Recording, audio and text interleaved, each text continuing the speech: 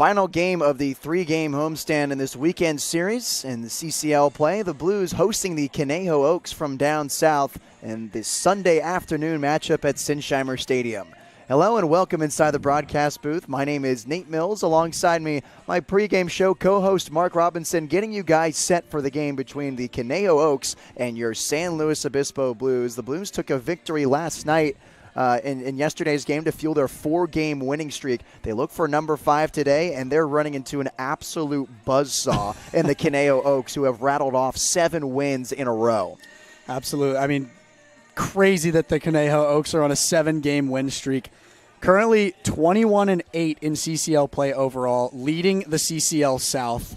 Pretty much mathematically have claimed the number 1 spot on the South for the playoffs. An absolute unit of a team that we're facing today. But with that said, Nate, the Blues are kind of back right now. The Blues, after a pretty rough road trip down south against the OC Riptide and the Oaks as well, right, have won 4 straight games, are on a 4-game winning streak going into today's game against the Conejo Oaks.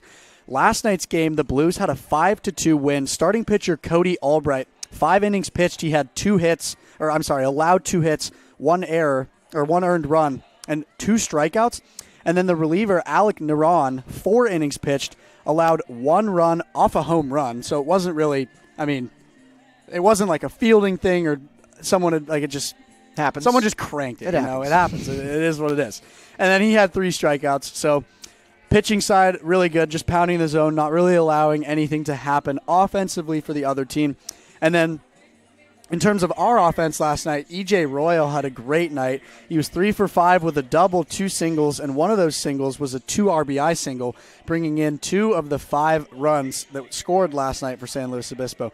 Nate, who else had a notable performance offensively last night and helped the Blues put up 5 against the opponents last night? It was really the E.J. Royal show yesterday. The Blues walked in a run in that inning that E.J. Royal had a 2 RBI single. The only other run batted in yesterday was off the bat of Brendan Comerford, who went the opposite way in a single into shallow right field. Nice sign from him, a guy who typically likes to pull the ball on the left side for the right-handed hitter. He just punched it the opposite way, and it drove in the first run for the Blues that afternoon. So I would say Brendan Comerford. The rest of the offense was relatively quiet. E.J. was the only player to have multiple hits yesterday. Cooper Witten had a notable day as well, a single in the 8th and a walk in the 4th. He came around to score both of those times. So relatively quiet night for the Blues offense. It was really the defense and the pitching that held it down. We've been talking about it all season, how the errors have been a big struggle for the Blues in the summer of 24. But yesterday was a defensive clinic. A nice play from Sebastian Lopez diving to his right down at third base, and Zach Tolman with the 3-5 putout, catching it into the Blues bullpen, reaching over the fence and launching it over to third. The runner at second tagged on that play and just got absolutely gunned out by Tolman. One of the best defensive plays we've seen all season, arguably the best. So it was nice to see the Blues play some nice defense, some Division I level defense, and I think that's what really kept them in the game yesterday, as well as that pitching from Cody Albright and Alec Naran. The Blues are really desperately needing that depth from their starting pitchers because, like I've said before, you can count on one hand how many starting pitchers or how many relief pitchers the Blues have in the bullpen, and you'd have some fingers left. So especially today with Jackson Howell, they're going to need some length for him as he's getting the start against the Conejo Oaks today. Absolutely. Nate, some of the stuff we've talked about in terms of the Blues eliminating their errors is that there isn't a lot of time for them to work out those kinks and figure it out defensively. This is only a 30 to 40 game season before the CCL postseason starts, and then CCL baseball is over until next May. But we're starting to see the light a little bit. The Blues are actually starting to figure it out and have the feel that they need. I completely agree with you. The defense last night was absolutely superb. It was heads up. Everyone was playing smart, on time. The throws were perfect. And the fans, the reactions show. I mean, I heard some of the loudest cheering for an average crowd night when Sebastian Lopez had the amazing plays at third. Zach Tollerman had some amazing pick plays where we were expecting to see the ball fly into right field, and Zach Tollerman stopped it right in his glove. Just absolutely amazing game defensively. I completely agree. I think the Blues won that game defensively last night. That's what we're going to need to see today against the Conejo Oaks. As we said already, they are leading the South right now at the number 1 spot. They've basically clinched the number 1 spot of the playoffs. And the Blues are comfortably sitting at second place in the North right now. We have 5 CCL games left before the postseason starts. If the playoffs started right now, this instant, at 1:49 p.m. Pacific time, the San Luis Obispo Blues would host the Sonoma Stompers. The Blues are 16-13 in league play. The Stompers are 15-14 in league play. So the Blues would host the Stompers here at Sinsheimer Stadium for a little bit of a home season extension, and then the winner of that would head up to Walnut Creek to host the, as we like to say, buzzsaw of the North, the Walnut Creek Crawdads. But as we've said, it will not come easy. That situation is very probable to change, as the Blues will host the Conejo Oaks today, and then they will play or host the Walnut Creek Crawdads as well in a few of these last home games that we're seeing here at Sinsheimer Stadium. Nate, what does this team need to do to get those wins and get the arc over the buzzsaws of the CCL right now? Yeah, it's a tough stretch coming down the final few games of the season, right? Right now the Blues are hosting the number 1 team in the CCL South, and later they're going to host the number 1 team in the CCL North for a 2-game stretch, and in between there they'll have the Menlo Park Legends, who are absolutely scuffling right now, an 8-game losing streak. So they'll have a bit of a break in between there. It'd be a good time to maintain their sole possession of second place. They are 5 games behind Walnut Creek in second, so really first place is out of the question. It's really about finishing ahead of Sonoma so San Luis Obispo can host that wild card series and then head up to Walnut Creek to play the Dads. But really the Blues just need to keep doing what they did yesterday on defense. I think it's easy to look at those great plays that remain at third and at first base and say, yeah, this was a good game. But what the Blues were missing all season was with their defense was making the plays that needed to be made. And that's what they did yesterday. Some nice picks from Ardois over at short. There's one exception with the ground ball going between the legs of Brendan Comerford at second base. But that error didn't count for anything. That run didn't come around to score, so it was okay there. And for the offense, I think they just need to keep together stringing hits. They have a bit of an issue as of late of getting things going in the first frame or the first third of the ball game. The hits don't really come until the middle part of the game. We didn't see one until E.J. Royal in the 3rd inning, and then after that the hits start to flow in. So it shouldn't take just one guy to get that going. I mean, Royal it's hard not to look at him. He's been leading the team in average all summer, and he's having an out-of-body experience at Sinsheimer Stadium. So I think for the Blues, it's have depth in the pitching or have length in the starting pitching. Keep doing what they did yesterday in terms of defensive performance. And the offense should just string together hits like they've been doing the past few games. Definitely. And I loved E.J. Royal's performance yesterday. Like we said, he went 3 for 5. I interviewed him after the game. And as pitcher Logan Groff dumped a huge ice-cold cooler of water on his back for a 3 for 5 performance. Interesting decision to pour the cooler on him. They will find any reason to dump ice on someone. I love it. I love it. It caught me, too. About half of my shirt, which was pretty wet. But honestly, you don't even react anymore because you've had ice dumped on you like 4 times in the post-game interview. In the beginning, it was like, oh, my goodness. Yeah. And this time, you're like, all right. It's honestly a good skill to practice to be able to, like, get a full cooler of water dumped on you and proceed to just continue to, as water's streaming down the side of me. So how are you feeling at the plate today? What was the strategy you were going through type of thing? But anyways, I was talking to E.J. Royal about what's the most crucial part of his pregame prep in order for him to have those performances, and he said it's the pregame stretch, and we're actually looking at him stretching out on the field as we speak. So hopefully the pregame stretch he's getting in right now with, it looks like maybe Zach Tollerman, will help him give another amazing performance today against the Conejo Oaks. Today in the lineup, we have E.J. Royal leading off again, followed by Sam Ardois and Brendan Comerford.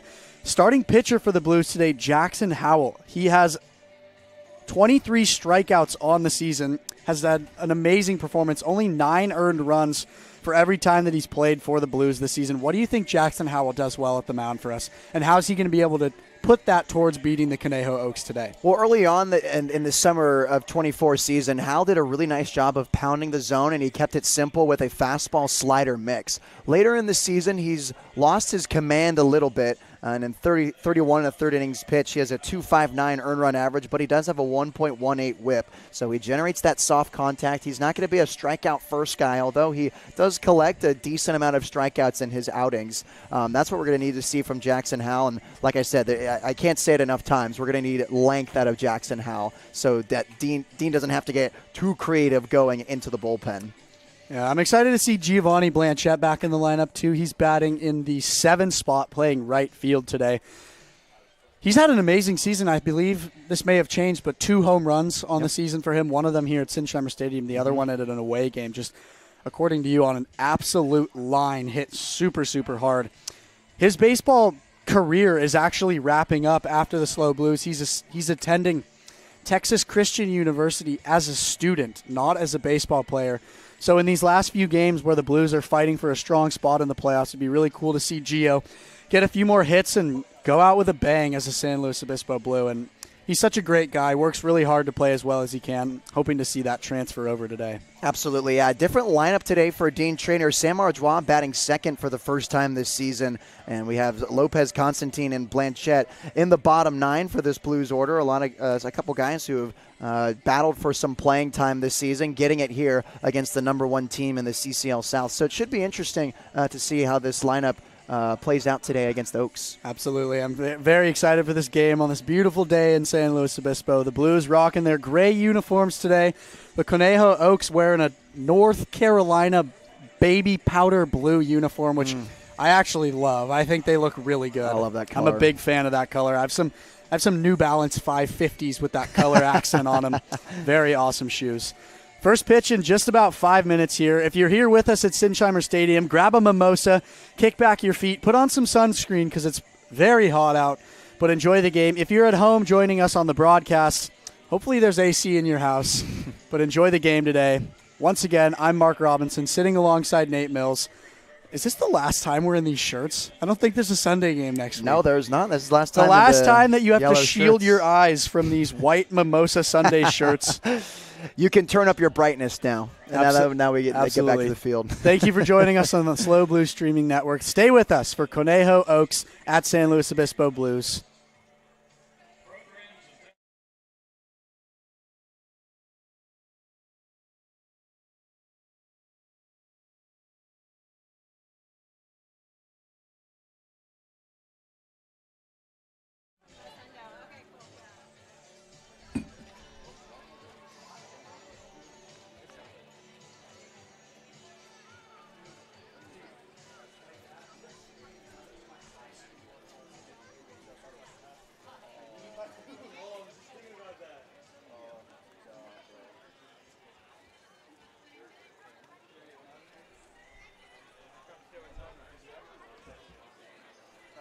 Goes deep and Joe Biden drops off.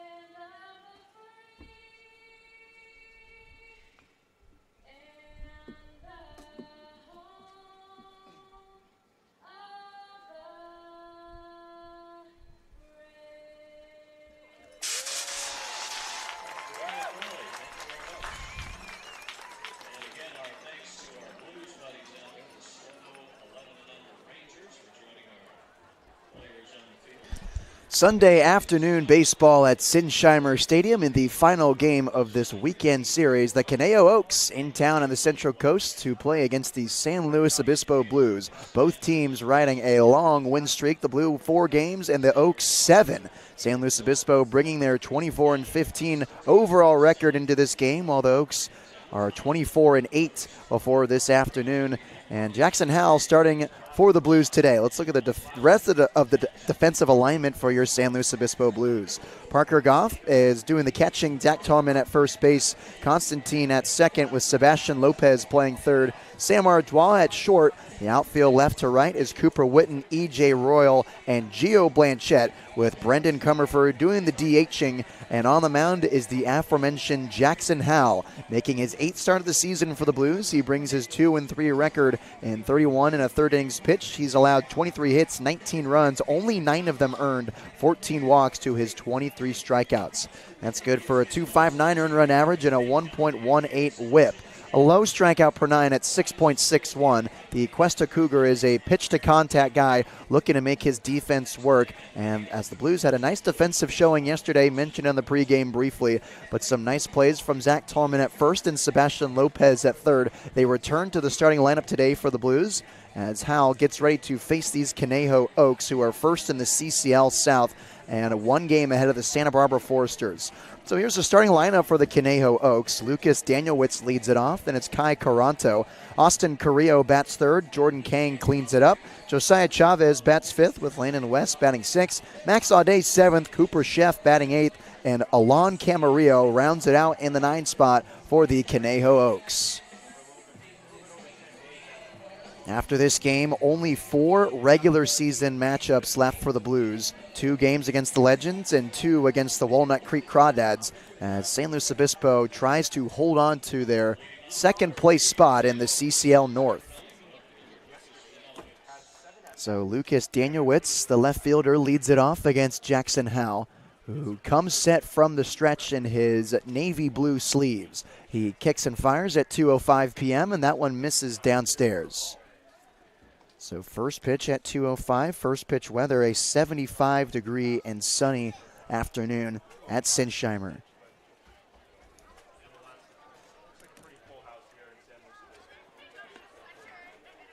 Lopez playing on the infield grass at third. Tallman well off the bag at first base. As the 1-0 is hit in the air into shallow center. E.J. Royal racing. He loses his hat and it drops in front of him for a base hit. Rounding first and heading into second is Danielwitz. The throw is offline. Howell is there to back it up, but a leadoff double for the leadoff man. There goes the no-no for Jackson Howell. 1-0 swinging. He golfed that changeup low in the zone. Just in no man's land between Ardois and Royal. Tough play for both of them. EJ hustling all the way. He lost his hat while he was running, and Ardois had to play it over his shoulder. Just dropped right in between the two of them for the first hit of the game. So now it's Kai Caranto, the DH, batting second, and a runner in scoring position for the Oaks. First pitch misses up and inside for ball 1. Caranto is a sophomore from Cal Lutheran, which is the home field of the Conejo Oaks. He's a Castaic, California native, and he brings his .327 average into this ballgame, his 17th start of the season for the Oaks. This is their 30th league game of the summer. Here's the 1-0 from Howell, and this one's hit in the air to center field. Deeper this time. Royal takes a few steps to his right, circles around, and makes the snag for the first out of the inning.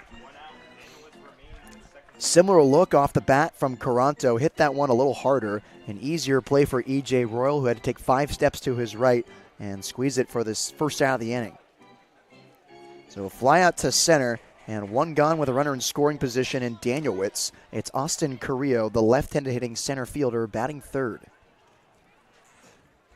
Carrillo is a 2-time COVID senior. He earned extra eligibility after COVID the first time around, the initial shutdown on March 13th. But if you're familiar with the NCAA rules with Division II baseball, as he checks his swing, they appeal to first, and he went around for strike 1.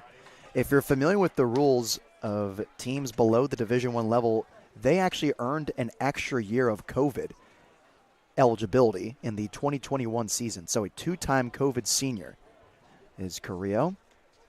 Played at Cal Lutheran for the majority of his career before transferring to Biola, as he is now in the portal, as this one's at the feet of Parker Goff. He had trouble finding it, but Daniel Witz holds up at second base. 1 ball and 1 strike to Carrillo.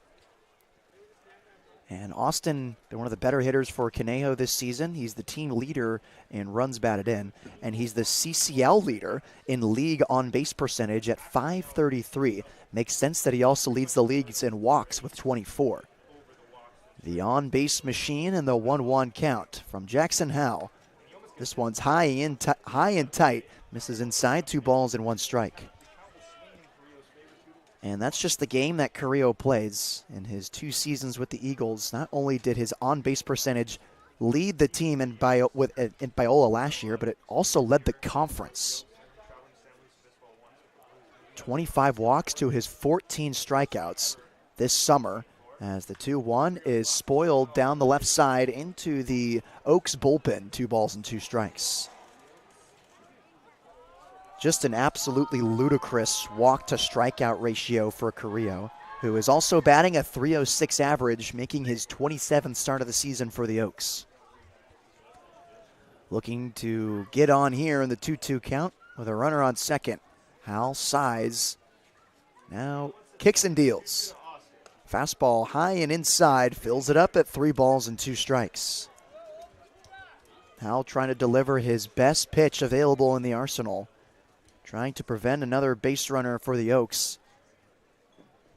And this is probably the most difficult guy to do that to in the entire CCL.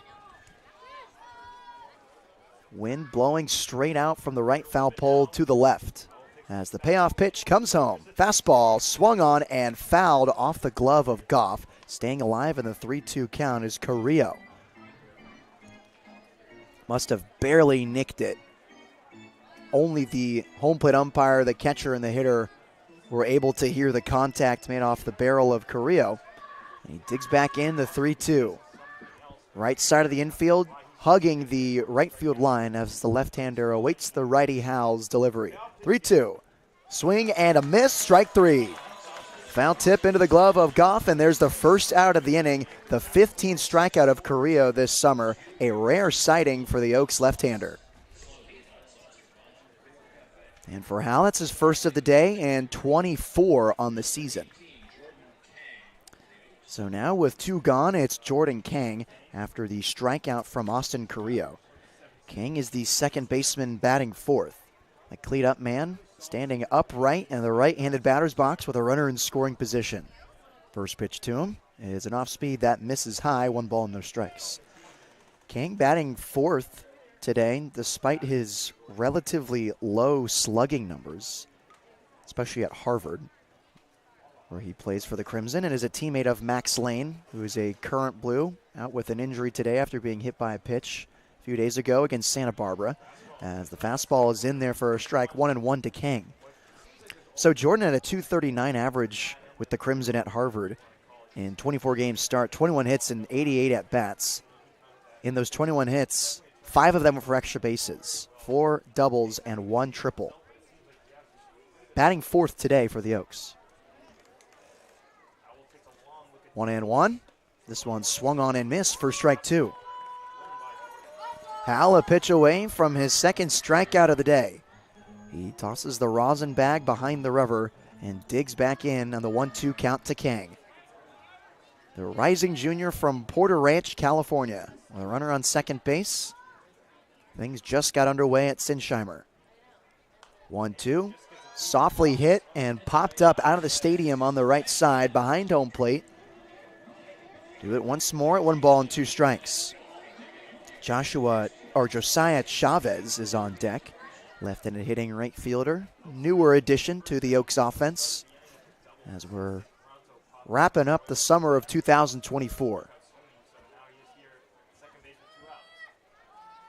Here's the 1-2 from Howell. Off speed, that misses inside and evens the count. 2 balls and 2 strikes. Deuce is wild. 2-2, 2 outs, a runner at second base. Outfield at regular depth. Infield shifting to the pole side of Jordan Kang.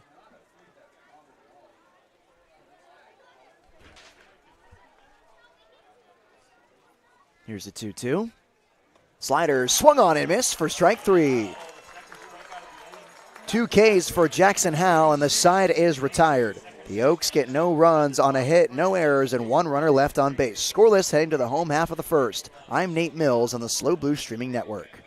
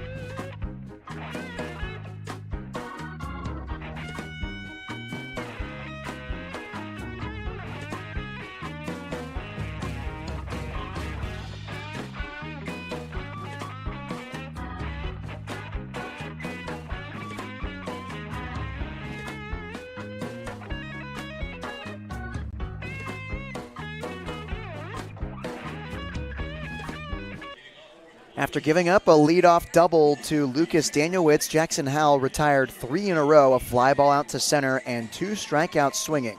We're now in the home half of the first inning, a scoreless game as E.J. Royal steps up to face the Oregon Duck, Colin Clark, and starting pitcher this afternoon for the Conejo Oaks. So for the lineup, for the Blues today, it's Royal leading off, Ardois batting second, first time we're seeing that this summer. Brendan Comerford batting third, Cooper Witten cleaning it up, Parker Goff batting fifth, Tollerman sixth with Blanchette batting seventh. Then it's Lopez and Constantine rounding it out in the 9th spot. The first offering to the leadoff man, Royal, is taken for strike 1. EJ had himself a day yesterday, the most productive batter in the Blues lineup, reaching base safely in 4 of his 5 plate appearances as the fastball misses outside 2-0 to the Utah Tech Trailblazer. Also drove in 2 runs on a 2 RBI single in the 8th inning. That was a part of a 3-run inning for San Luis Obispo in their 5-2 victory over the Academy Barons. As the 2-0 is a fastball that misses inside. Smaller strike zone today already from the home plate umpire. 3 straight balls to the leadoff man, Royal, who led off yesterday's game with a walk in the first inning. One of the 5 that the Blues drew against Andrew Stanley. There's 4 straight to E.J. Royal and a leadoff base runner aboard. So he starts the game today just like he did yesterday against the Barons. A leadoff walk in the bottom of the first inning. So now it's Sam Ardois batting second after hitting 9th yesterday and 8th the game prior. He makes the huge jump up in the 2 spot. Dean Traynor giving Ardois a chance after a 3-for-3 day on July 19th. And a 1-for-3 day yesterday with a walk. First pitch, he shows bunt, pulls it back for strike 1. Entire left side of the infield crashing towards home on that bunt from Sam Ardois. Average lead at first base for E.J. Royal as left side continues to pinch, and that breaking ball is in there for a strike. Similar pitch to what E.J. Royal took for ball 3. This time the changeup hits the inside part of the zone. No balls and 2 strikes to the shortstop from Louisiana. 0-2 is swung on and missed for strike 3. Sam Ardois strikes out on 3 pitches, and there's 1 out in the first inning. Now it's Brendan Comerford, the DH, batting third today. Brendan played yesterday. He hit 6th and played second base. So after doing the designated hitting today, his streak of playing second base in 3 consecutive days comes to an end. We're seeing him play the middle infield after playing third and first base for the majority of this season. Now getting some action at second.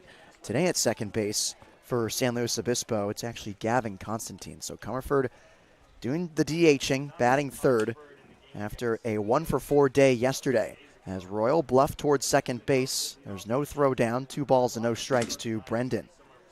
Had an RBI single in the 4th yesterday. Grounder back to the pitcher, a fly ball to right, and a grounder to the shortstop in Bassett. Slider missing outside, keeping it in front is Audet. 3 straight balls to Brendan Comerford. Cooper Witten awaits on deck, wearing the number 47. He was 47 for the majority of the season, but after the departure of Braden Mondew, he switched to 1. As that slider misses low and outside, there's another 4-pitch walk this inning. 2 runners on base, they both reached on a 4-pitch walk. And now a runner in scoring position for San Luis Obispo as Comerford celebrates with his first base coach, Mason Aaron. A nice high five on his 11th walk of the season. So now it's Witten, who is top 3 in the CCL in triples. Cooper this season has 6 runs batted in and his .264 average, 14 hits and 53 at-bats, making his 16th start for the Blues. First pitch to him is a fastball that misses outside, 1-0. E.J. Royal at second, Brendan Comerford at first. It's the UW Husky Cooper Witten up to plate. 1 for 3 yesterday, 2 runs scored, a stolen bag, and a walk. 1-0, that one misses outside. There's 7 straight from the starting pitcher, Colin Clark. Parker Goff on deck, wearing the shin guards. Blues trying to strike first against a white-hot Conejo Oaks team riding a 7-game win streak. A peek at second base for Royal. Now the 2-0 comes home. This one gets away from Audet, and the runners move up another 90 feet each. Free 180 for the base runners, and there's 2 in scoring position for the Blues. 7 straight balls from Colin Clark, who has struggled to find the zone early in this outing against the Blues. The Oregon Duck from Irvine, California entered this game with a 1.28 earned run average, making his 5th start against the Blues today. 14 innings pitched, 20 strikeouts, just 2 walks, and 9 hits. He has matched his season total in walks in this 1 inning against San Luis Obispo, a team that doesn't walk that often. Bottom 5 in walks in CCL play. Here's the 3-0. Fastball swung on the 3-0 count as Witten flares this one up and out of play for strike 1. Last time Clark made an appearance, it was a start against the Orange County Riptide on July 14th. Went 5 innings there, allowed 2 runs, 3 hits, 1 walk, and 2 strikeouts.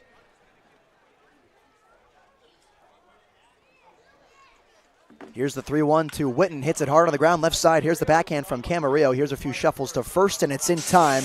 Cooper Witten is retired on the RBI groundout that brings home E.J. Royal. The Blues strike first, 1-0 in the first inning.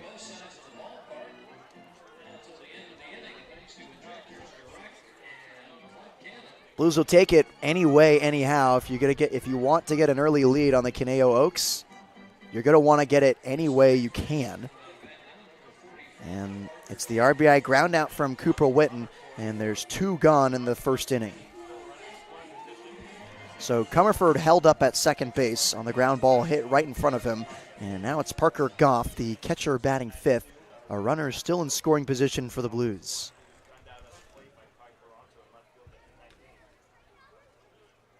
First pitch to him is a slider that's in there for a strike. More on Colin Clark, his first season with the Oregon Ducks. He made 13 appearances as a true freshman, made 1 start, 6.41 earned run average, 19 2/3 innings pitched, 17 runs, 14 of them earned, 14 strikeouts to his 4 walks. As Goff dribbles this one right back into the netting, no balls and 2 strikes to the BYU catcher.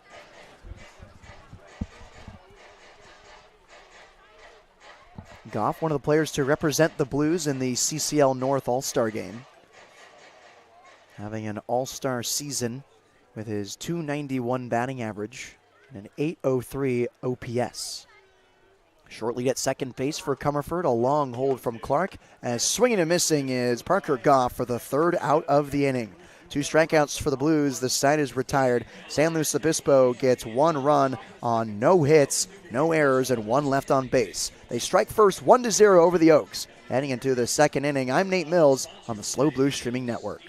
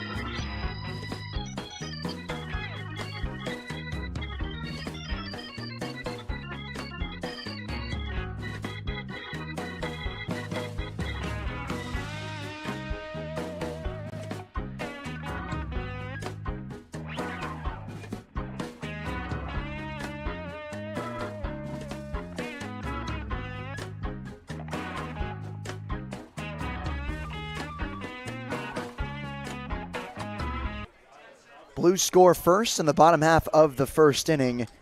E.J. Royal came around to score on an RBI groundout from Cooper Witten. Blues get a run on no hit. They still have no hits in today's ball game. Still early on as Jackson Howell heads out there to face Josiah Chavez, Landon West, and Max Audet for the Conejo Oaks. Chavez, a newer addition of Conejo, stepping up as the 5-hole hitter, left-handed right fielder, standing up tall in the left-handed batter's box against the right-handed Howell as that slider misses inside 2-0. Chavez, an uncommitted senior from Santa Paula, California. Primary catcher hitting in a 5 spot, playing right field today. Lopez pinching at third base, outfield at regular depth. As the 2-0 comes home. Fastball, that's in there for a strike.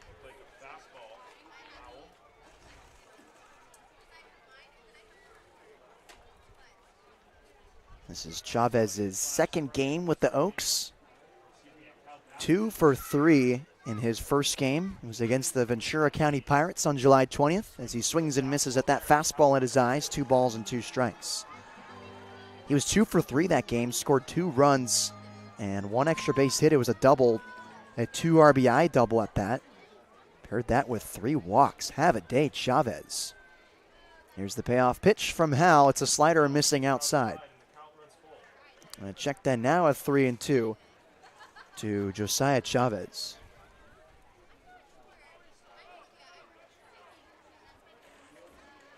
In his second game of the summer with the Oaks. Here's the payoff from Howell.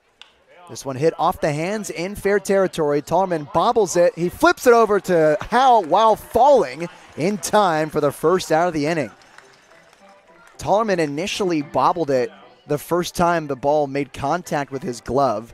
He appeared to have control of it, but as he transitioned it to his hands, there was another bobble, and then I don't know where the fall came from, but falling on his left side, he flipped it to Howell, who won the foot race to first base.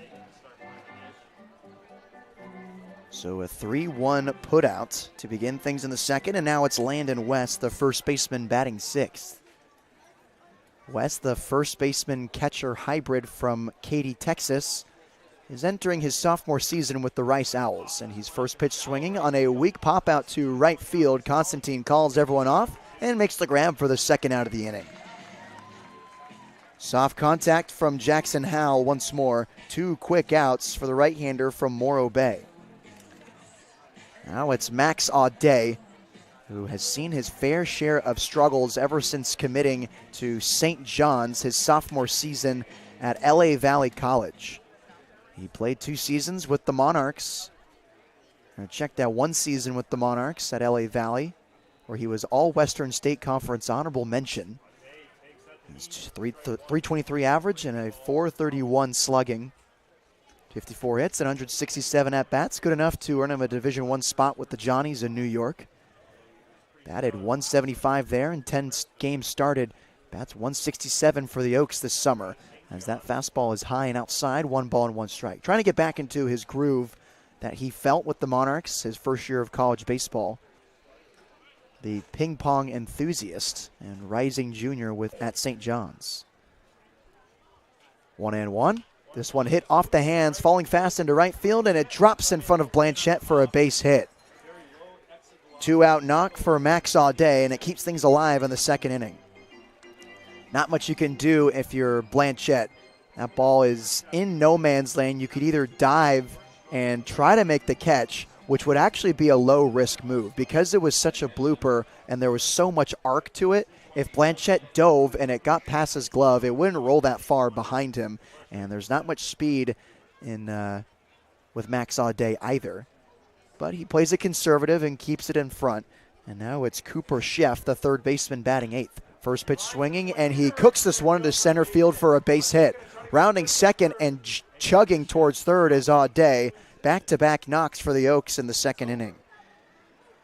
First pitch swinging was Cooper Sheff. It keeps things alive in the second as the go-ahead run is now aboard on the base hit. Audet went first to third on that line drive into center field, and now it's Alon Camarillo, the shortstop, batting 9th. Camarillo from Azusa Pacific, entering his sophomore season as a San Diego native from Chula Vista. Runners at the corners. Here's the first offering. It's a slider that just misses outside. 1 ball, no strikes.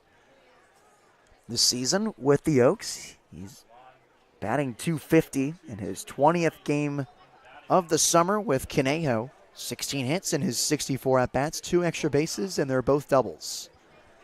Here's the 1-0 as the runner takes off towards second base. This one's hit off the hands down the third base line. It hugs the chalk but rolls foul. Lopez has got it. 1 ball and 1 strike. Jackson Howell going in on the kitchen of Alon Camarillo. Hit it off the hands. Thought it had a chance to spin in fair territory, but it kicked up some chalk and rolled into the grass for a foul ball.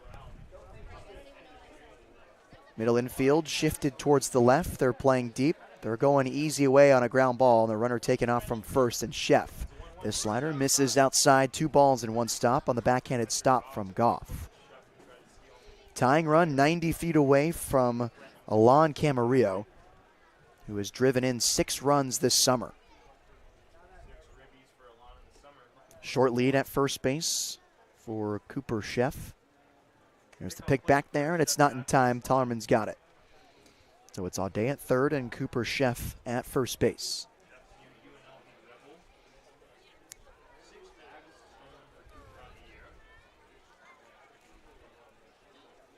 Howell comes set on the 2-1 to the 9-hole hitter.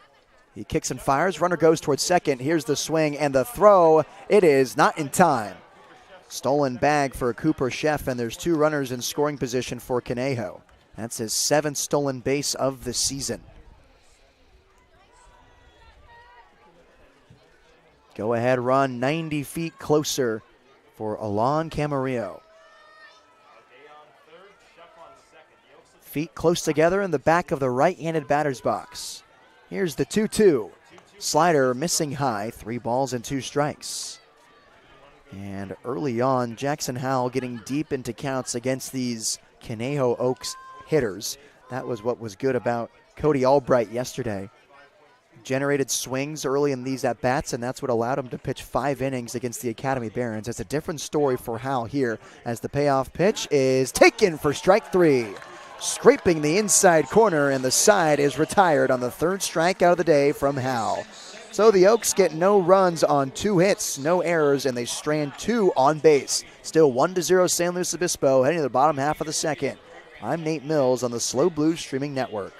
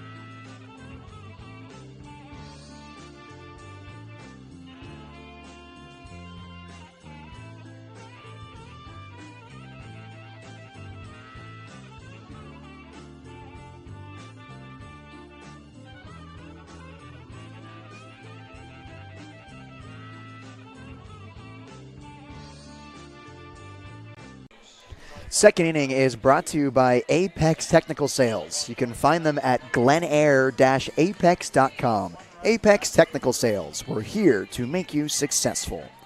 Zach Tellerman, Gio Blanchette, and Sebastian Lopez due up to face Colin Clark. In the bottom half of the second inning, the Blues holding on to their 1-0 lead over the white-hot Conejo Oaks as the first pitch to Tellerman misses low and inside. 1-0 to the San Jose State commit. Blues struck first in the first inning, an RBI ground out from Cooper Witten. 1-0 comes in, fastball on the outside corner for strike 1. Jackson Howell got out of the jam with 2 runners in scoring position after striking out Alon Camarillo on the fastball hitting the inside corner of the plate. Still a 1-0 game. 1-1, here's a slider that wrinkles into the zone for strike 2.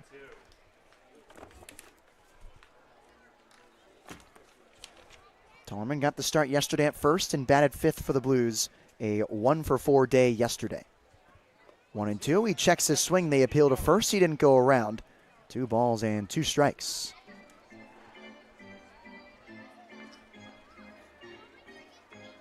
Clark got the trigger on the off-speed pitch, missing below the zone. Tellerman didn't go around, but the 2-2 comes home.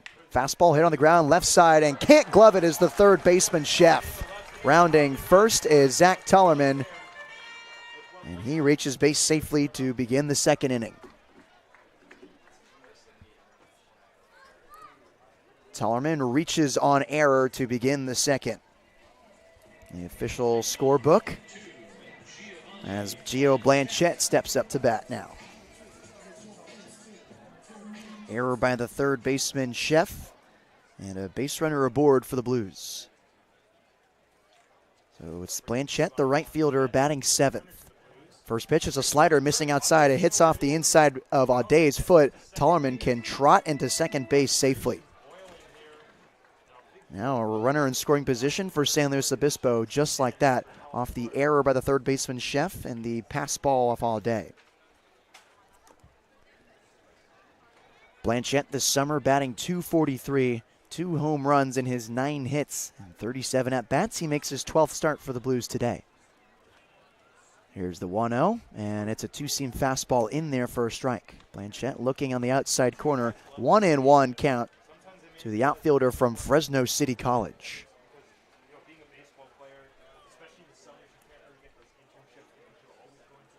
Second baseman holding on the runner at second base as the off-speed misses downstairs for ball 2. Tarman thought about taking off towards third, but Audet kept it right in front of his hands. On deck, it's Sebastian Lopez, the third baseman from Seattle University. 1-0 lead for the Blues, still hitless in the second inning. 2-1 comes home, and Blanchette waves through the slider for strike 2. Started in the middle of the zone, broke outside, almost in the other batter's box, and Blanchette went after it. Having to battle now with 2 strikes as he widens his stance and bends at the knees with a runner on second base. Here's the 2-2. Off speed is hit down the left field line, and it will be foul. Blanchette just a little early on that changeup from Colin Clark. A hard hit strike for Gio as he steps back in the 2-2 count. Left fielder Daniel Witt still retrieving that baseball as the left side of the diamond shifts towards the left field line. Well off the bag is West at first as well as the wind blows out towards left. Clark comes set from the belt.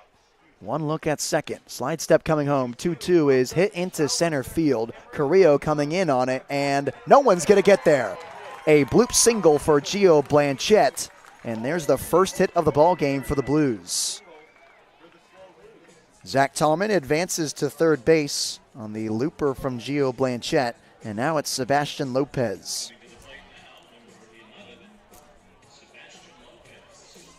Lopez, the third baseman, recorded his first hit of the summer against the Conejo Oaks during their 2-game road trip, searching for number 2 in 24 at-bats. He makes his 8th start of the year for the Blues and has a chance to provide San Luis Obispo with more insurance with a runner at third. Takes a look at the fastball for strike 1. Runner at third and first. Blanchette reached on the bloop single into shallow left center field. Middle infield at double play depth.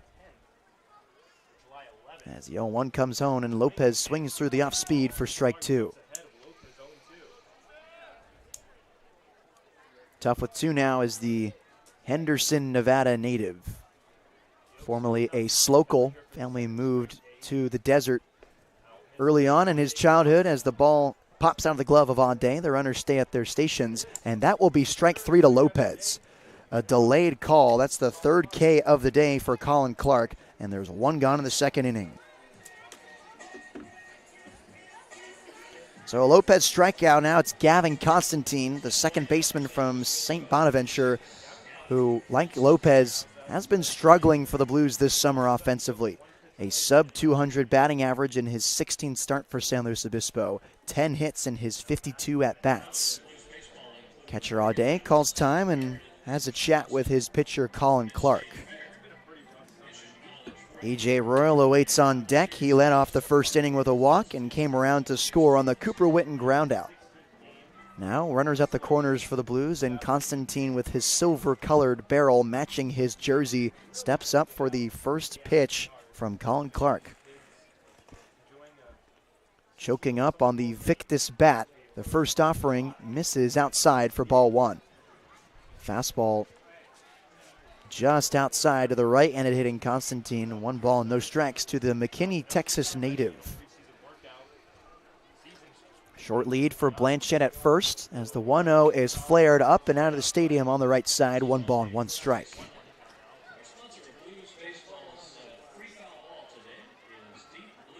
Constantine only 1 hit in the month of July, paired with 10 strikeouts. Trying to turn it around on the 1-1 on the slider that misses outside. 2-1 to Constantine.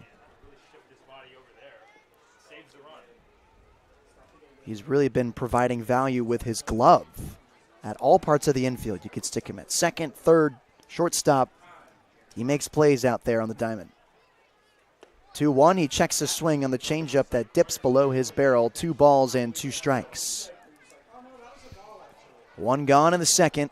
1-0 lead for the Blues over the first place Conejo Oaks in the CCL South. 2-2 off his hands, spun on down the right side and out of play. Do it again at 2 balls and 2 strikes. 2 slow workers this afternoon after yesterday's game, where both starting pitchers worked rather quickly. A 2-hour and 30-minute game as the runner takes off towards second base and Constantine goes down swinging. Oh, Blanchett steals the bag, and there's 2 runners in scoring position, but back-to-back Ks for Colin Clark, and there's 2 gone in the second inning. So now it's the top of the order in E.J. Royal. Royal walked and came around to score in the first. The only run for the Blues today. The stretch enthusiast with 2 runners in scoring position. I talk about it all the time. EJ always finds himself in this situation. Fastball is in there for a strike. Ironic enough, for being a leadoff man, he leads the team in RBI with 33. He just always seems to find himself in the 2 out, 2 runners in scoring position situation. Here's the 0-1 to Royal. That one missing way outside. Audet slides to his right, 1 ball and 1 strike. Actually mentioned yesterday, 3 games in a row for EJ where he was in a bases loaded situation with 2 outs. Cashed in all 3 times as well. Here's the 1-1 to Royal, and there's a slider in the outside corner for strike 2.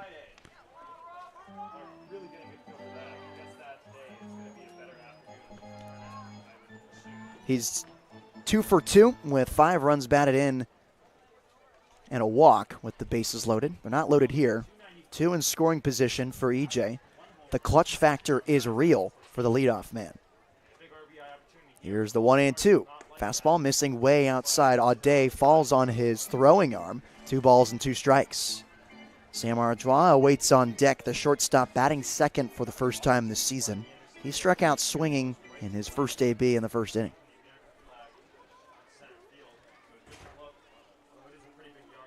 Wide open gap up the middle of the field. E.J. Royal lives there. 2-2. Swing and a miss. Strike 3. E.J. Royal can't come through. It's still 1-0 San Luis Obispo. They get no runs on a hit, no errors, or 1 error, and 2 runners left on base. 1-0 Blues heading to the 3rd inning. I'm Nate Mills on the SLO Blues Streaming Network.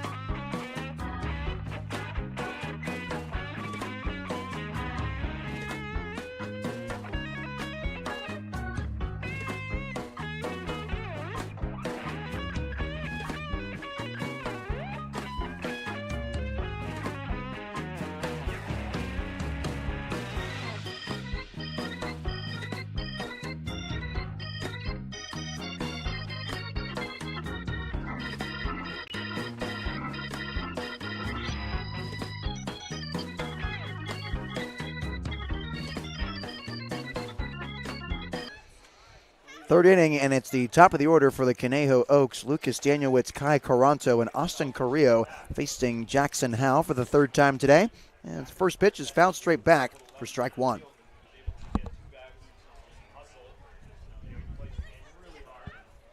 Daniel Witz led off this game with a double in the first inning. A bloop double at that as the 0-1 comes home. It's a slider missing outside from Howell. 1-1 to the right-hander. Right on right matchup. Daniel Witz, the left fielder, batting leadoff from Conejo.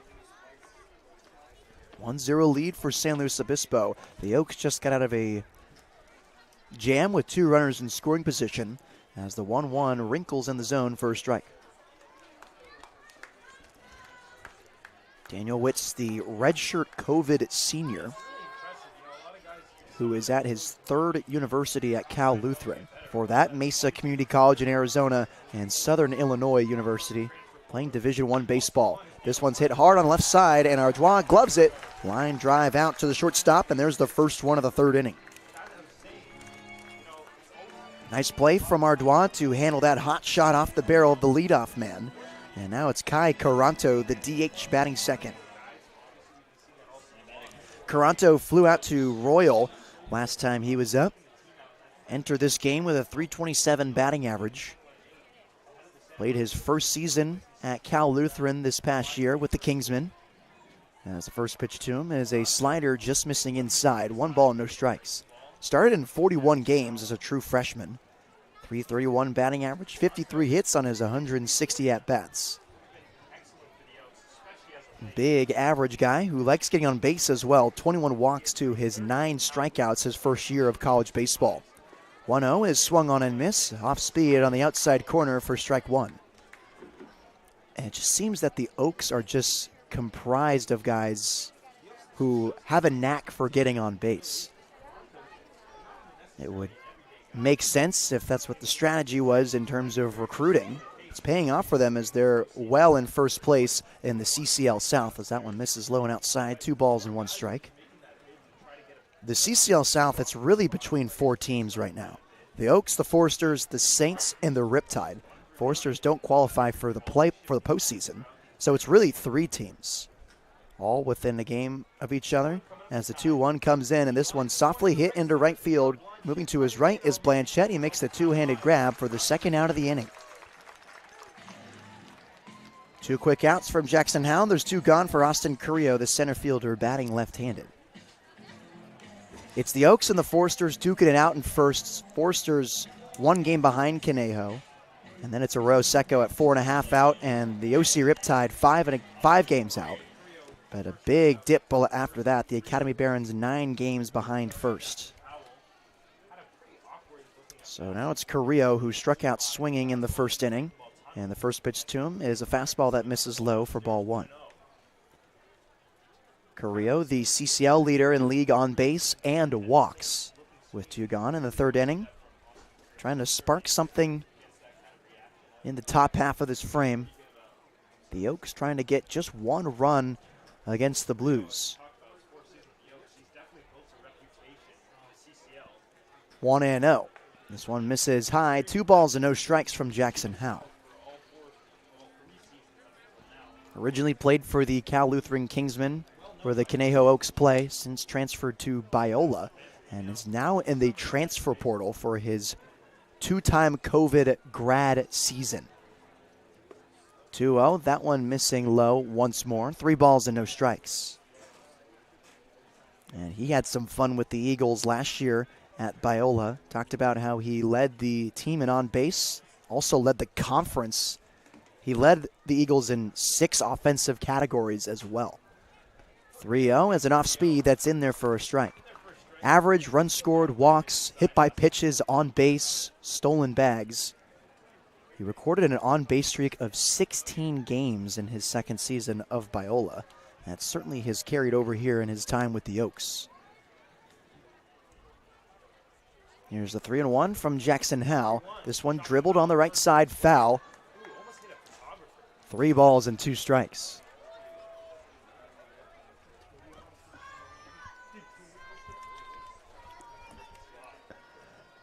Three and 2 from Jackson Howell, doing a nice job coming back in this at-bat after 3 straight balls.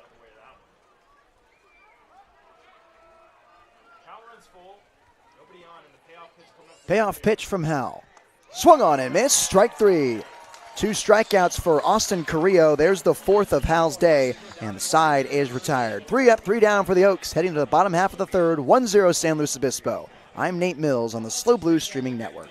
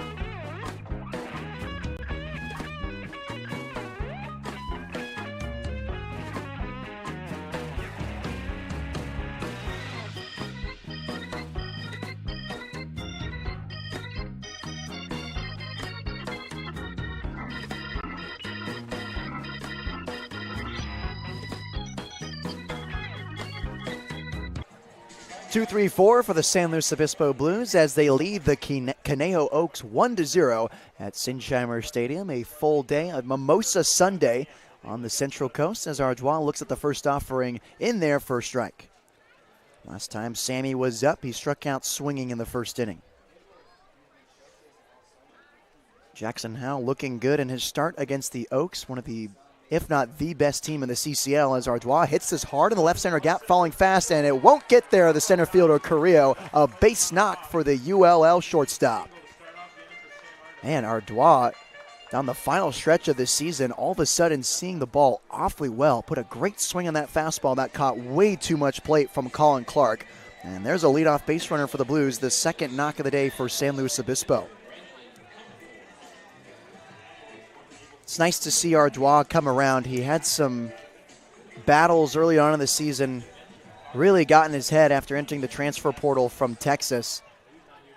A lot of mental at-bats, a lot of strikeouts for Sammy. It's good to see him have a minimalistic approach and keep things simple. That hard hit single into left field. 3 hits in a row, three games with a hit for Sam Ardois. Now it's Brendan Comerford, who walked and was stranded at second base last time he was up. And he looks at that one outside, 2 balls and no strikes. Ardois entered today's game with his .230 batting average, 14 hits and 61 at-bats, just collected number 15. Comerford hits it on the ground, left side, third baseman Chef's got it, on to second for 1, on to first is in time. Twin killing for the Conejo Oaks, there's 2 gone in the third. The single from Ardois is erased. 5-4-3 double play. And the progress the Blues were working towards cut short for Cooper Witten, who batted in E.J. Royal and a ground ball out to Camarillo at shortstop.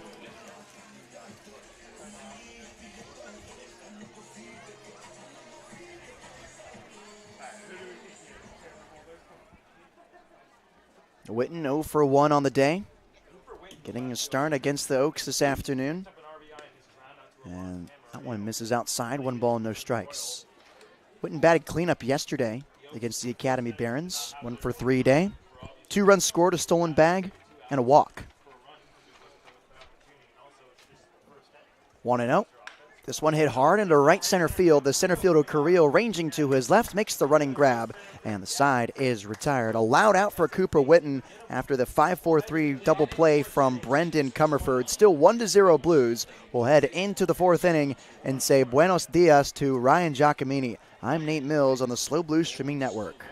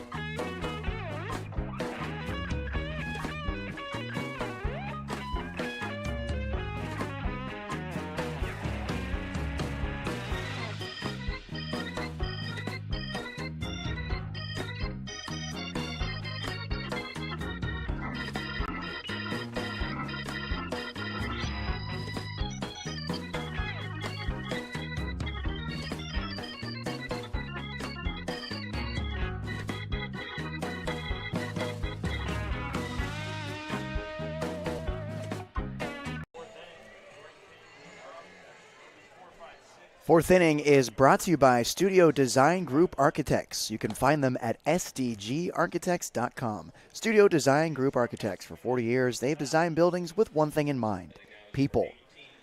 Jackson Howell back out there for his fourth inning of work as Ryan Giacomini joins me in the broadcast booth.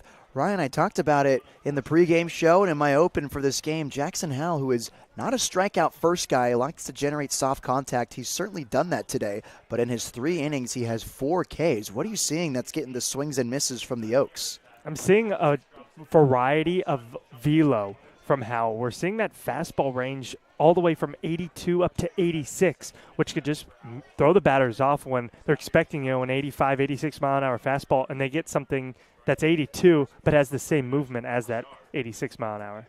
0-2 is swung on and miss. He gets tagged at home plate. Jordan Kang does on the strike 3 swinging for the first out of the inning. And we saw him right there play with the miles per hour on the changeup in the low 80s.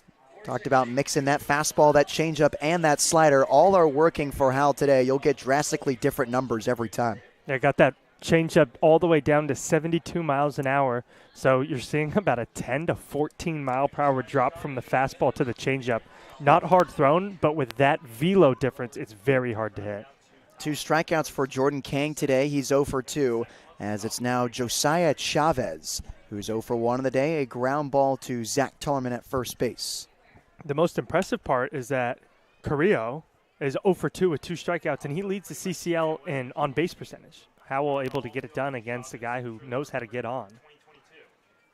0-1 is a fastball that just misses outside to Chavez. 1 ball and 1 strike. That's been the key for the Blues today, as they're up 1-0 over the Oaks. Their main guy that they rely to get on base has struck out twice. 1-1 is hit hard through the 4-hole, a base hit. 1 out knock for Josiah Chavez, and a base runner is aboard for the Oaks. Trying to get something going. They do have 4 hits, that being their 4th right there, but nothing to show for it to this point. The Blues with just 2, and that run in the first inning that was manufactured on 2 walks and then a ground out.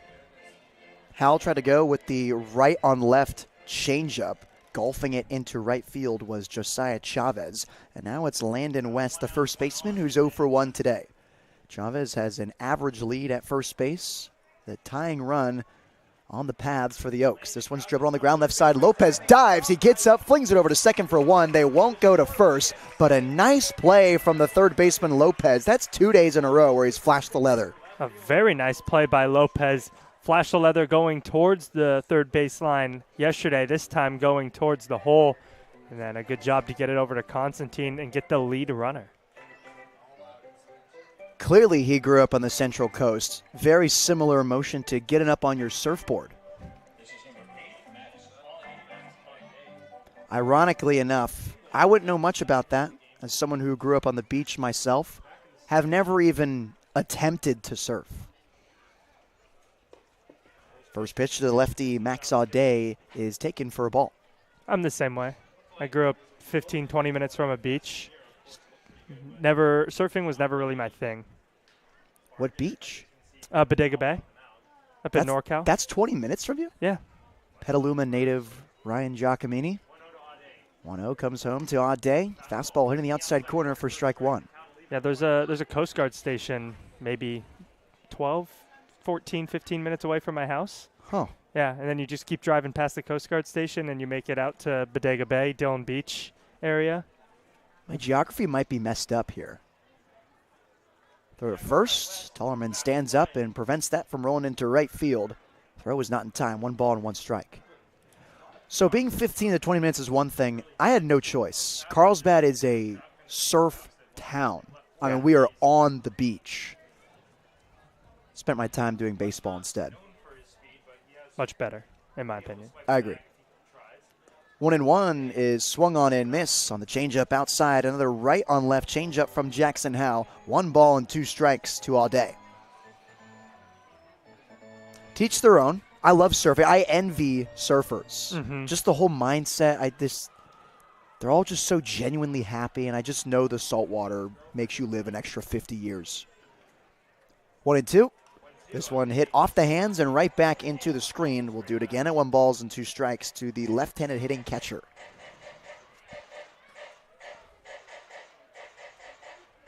But then again, barreling up a baseball feels way better than getting barreled by a wave, in my opinion. Here's the 1-2 from Howell. Swung on and hit hard on the ground right side, then that's foul. Ooh, to me, that one looked like it wrapped around the bag at first, but a confident call for the first base umpire, and everyone will retreat to their stations.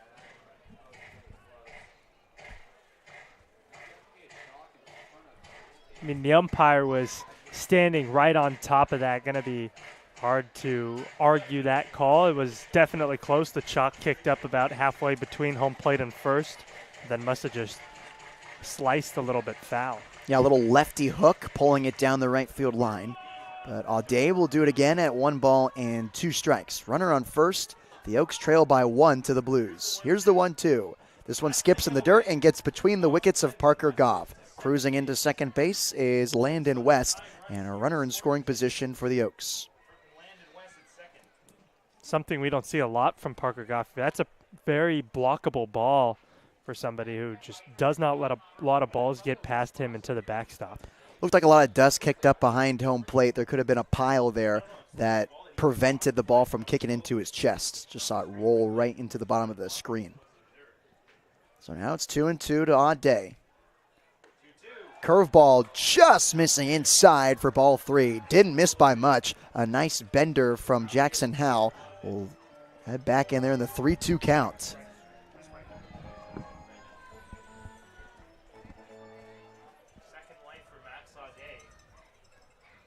Payoff pitch to the left-handed hitting catcher as he rests his black bomb bat on his left shoulder. Howell checks second, and the slider is dribbled on the ground right side. Tollerman gets it with 2 hands, flips it over to first, and Howell barely wins the race. The side is retired. So the Oaks get no runs on a hit, no errors, and 1 left on base. Blues still lead Conejo 1-0 heading to the bottom half of the 4th. For Ryan Giacomini, I'm Nate Mills on the Slow Blues Streaming Network.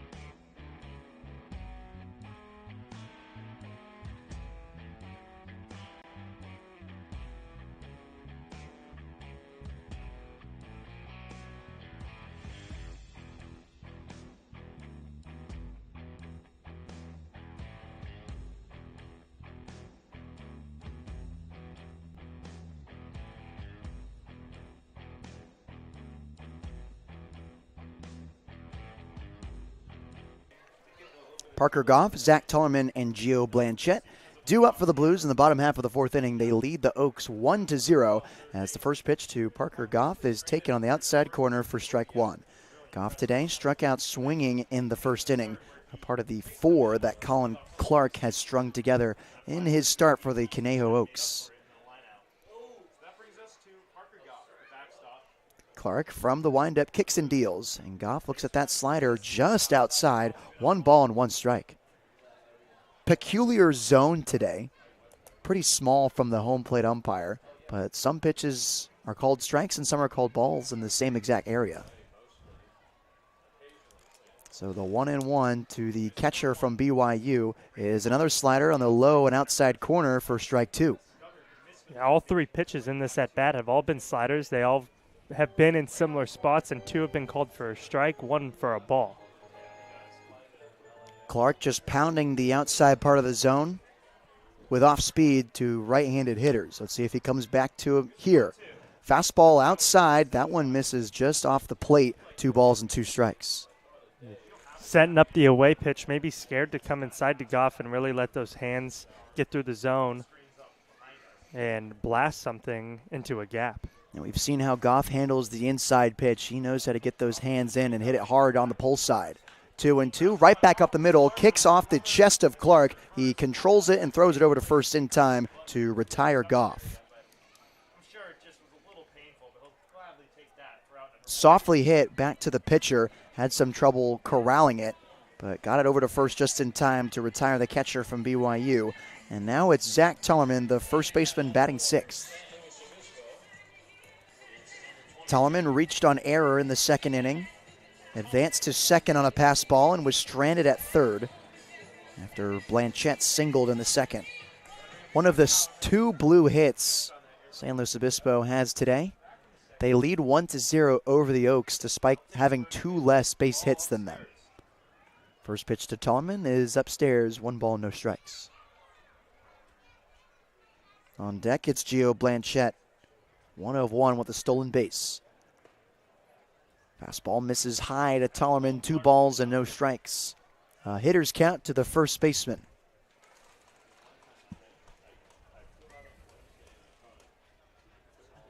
2-0. And that fastball just misses low and outside.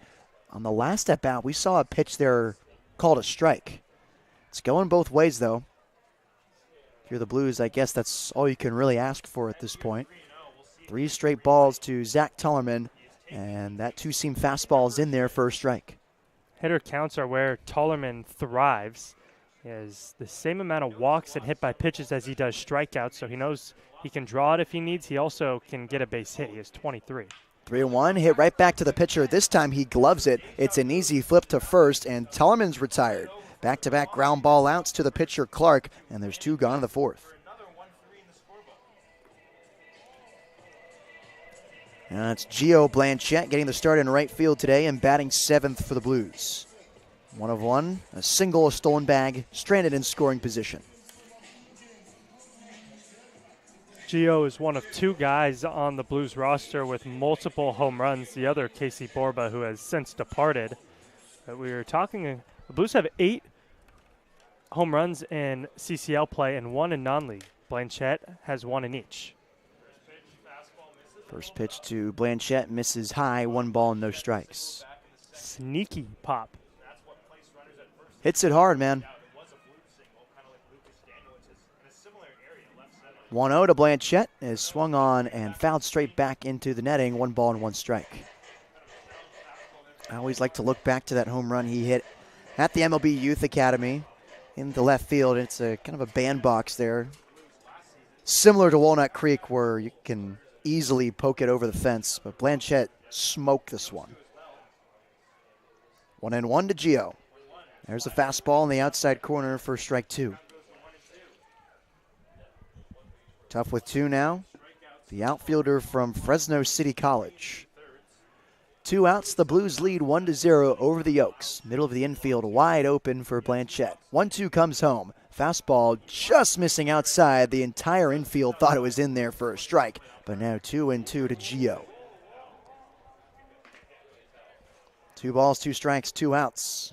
for the right fielder wearing number 2. Outfield slightly shaded to the left. Towards the left field line. 2-2. Blanchette leaves that slider low and outside. Good leave from Blanchette. Fills it up at 3 balls and 2 strikes. Looking to get on and extend this inning for Sebastian Lopez, who is hitless in today's ball game and is still trying to find his feet here this summer. Payoff pitch. That one misses downstairs, and there's a 2-out walk to Blanchette. That's Gio's 5th walk of the season in his 47th plate appearance. And now it's Sebastian Lopez looking to move the runner over after striking out swinging in the 2nd inning.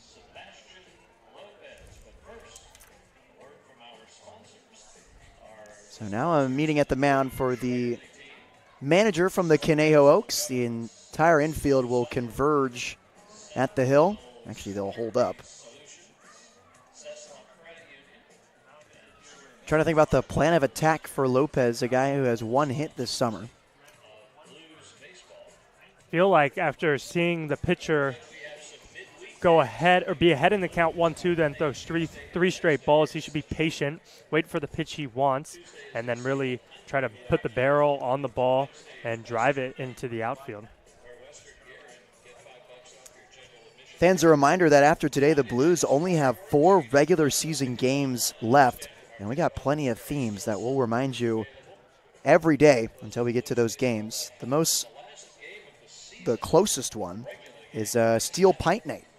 On Tuesday, the Blues host the Legends for a 6 p.m. game. The first 100 fans will receive a free Blues Steel Pint. Good for those Blues score, you score innings. There's only been 1 today for the Blues, all the way back in the first. In the bottom half of the 4th, 2 gone and a runner at first base. Lopez just fouled this first offering straight back. There's an off speed. That one barely misses outside. 1-1. Lopez might have gotten a call. That's more the approach I want to see from Lopez, though. The first pitch he swung at was a changeup that was around his ankles. That's a very hard pitch to hit. You just want to take some pitches and get the fastball. 1-1 to Lopez, and it's a slider missing outside again. 2-1 to Lopez.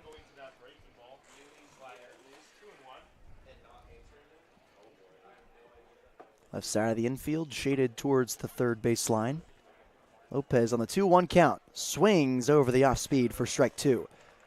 Sebastian having some struggles this summer with the off speed in particular. I don't think he's made contact with a single changeup this season. Widening his stance, moving his hands a little more in the 2-2 count. This one taken for strike 3. Sebastian Lopez goes down on strikes for the 2nd time today, and the side is retired. Blues get no runs on no hits, no errors. They leave a runner on base. 1-0 San Luis Obispo, heading into the 5th inning. For Ryan Giacomini, I'm Nate Mills on the Slow Blues Streaming Network.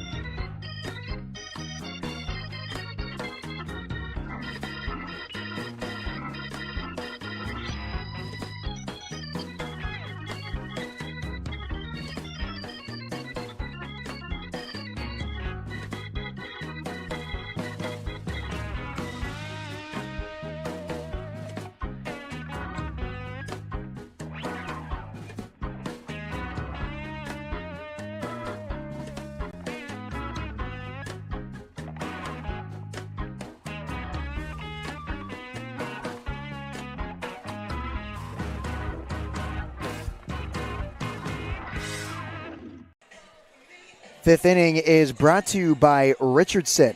They are the official headwear of the California Collegiate League. Richardson, quality in every stitch. 1-0 lead for San Luis Obispo as they host the Conejo Oaks. Conejo on a 7-game win streak, currently getting shut out by Jackson Howell, who heads out there for his 5th inning of work. And the first offering to the leadoff man, Cooper Sheff, is taken for a strike. Sheff hit a line drive single into shallow center field back in the 2nd inning, one of the 4 Oaks hits this afternoon.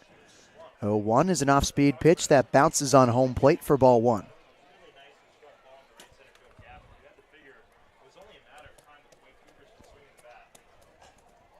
We talked about Jackson Howell in the pregame and in the open. Now, he's not a strikeout first guy. He likes to pitch to contact. He's certainly done that, but has mixed in a decent amount of strikeouts as well, as this one's chopped into foul ground, 1 ball and 2 strikes to Cooper Sheff. And I think the biggest reason why he's getting more strikeouts than usual is the first pitch strikes. He's getting ahead in the count a lot.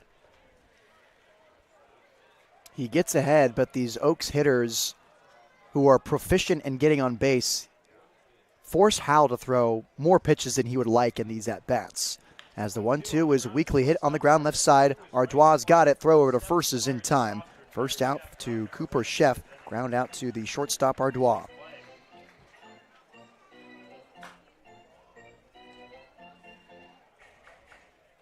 And at this point in the summer, I think all teams are looking for pitching.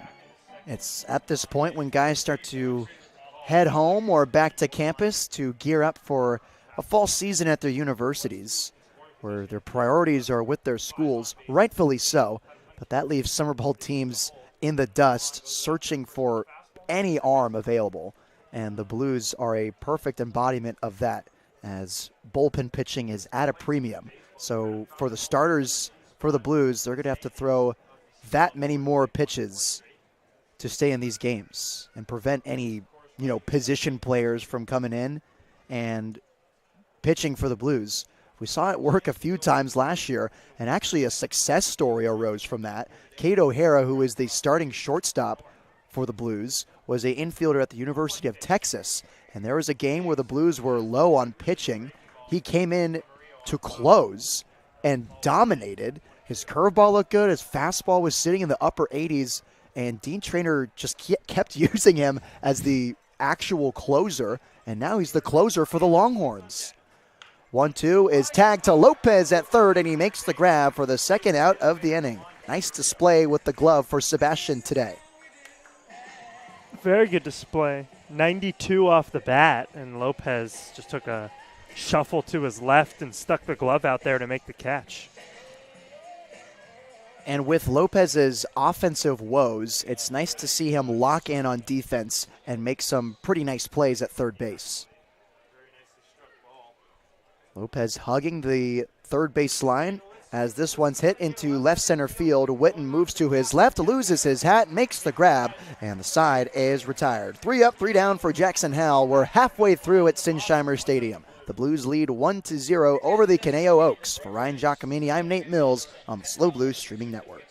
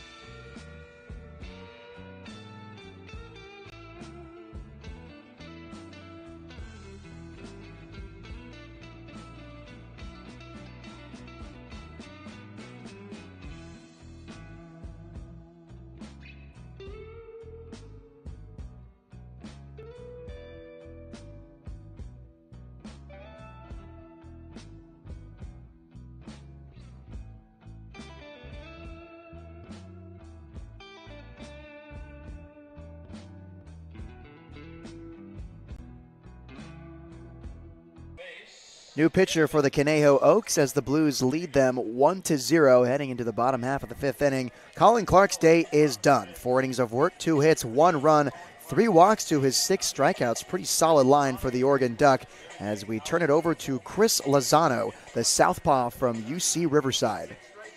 Lozano, a 5'9", 190-pound lefty, comes into this game with a 6.42 ERA.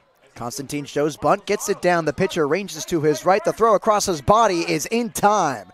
What a play for the left-hander from Riverside as he guns down the quick Constantine on the infield chopper. Then he looked over to his dugout in a squat position, 2 fists out, and yelled at him. A little more about Lozano. I mentioned his 6.42 ERA. That's in his 6 appearances. In his 7 innings, he has 9 strikeouts, 4 walks, 8 hits. And in his last appearance on July 16th, 5 days ago, against the Pirates, threw 1 inning, gave up no hits, no walks, no runs, and struck out 1 batter. First pitch to E.J. Royal, misses low, and the off-speed, 1 ball, no strikes. So the Blues today running out a lineup with 0 left-handed hitting. Now they're facing a left-handed pitcher from the Oaks bullpen. Wondered if they didn't have any right-handers available. Just kind of curious as to why they'd go to this guy first. E.J. Royal on the 1-1 count looks at that slider missing low and outside, 2 balls and 1 strike. Royal is 0 for 1 in the day, a strikeout to end the second and a walk in the first. Samar Dwala waits on deck, one of the hotter hitters in this Blues lineup. 2-1 is chopped in front of home plate. The shortstop Camarillo charges it. Here's the throw. On the run is in time. Nice defensive plays for the Oaks this inning, and there's 2 gone in the 5th. Very nice plays. We had the pitcher come off the mound on a pretty good bunt from Gavin Constantine to make a strong throw to first, and then a chopping ground ball to the charging shortstop, and then a strong throw on the run to first. So it's Ardwa now, who's 1 for 2, a strikeout swinging and a single in the 3rd. Going the opposite way with a pretty solid barrel. He's got a new bat. Ever since then, he's been hitting it well. Any correlation? Maybe, maybe not. 1-0 to Samar Ardwa as the changeup first pitch missed low. Another off speed in there for a strike. Ardwa 5 for his last 8 with a pair of walks and 3 RBIs. 1-1 to Sammy, off speed, chopped right behind him. 1 ball and 2 strikes. Now Ardwa having to get tough with 2 against the new pitcher Chris Lozano. Brendan Comerford awaits on deck. 2 gone in the 5th inning. Closed off in his stretch. He comes home and it's a fastball high and outside. 2 balls and no strikes to Sammy. And the older Sam Ardwa this summer would have gone after that pitch. Nice to see that development, holding up his swing, advancing in the count, 2 balls and 2 strikes. Ardwa late on the fastball, spoils it over the netting above the Blues dugout. Once more at 2-2. Staying alive in this at-bat against Chris Lozano after 2 quick ground ball outs from the Blues. 2-2. Slider swung on and missed for strike 3. Nice looking bender from Lozano, and the side is retired. 3 up, 3 down for the Blues. 1-0 San Luis Obispo heading into the 6th inning. For Ryan Giacomini, I'm Nate Mills on the SLO Blues streaming network.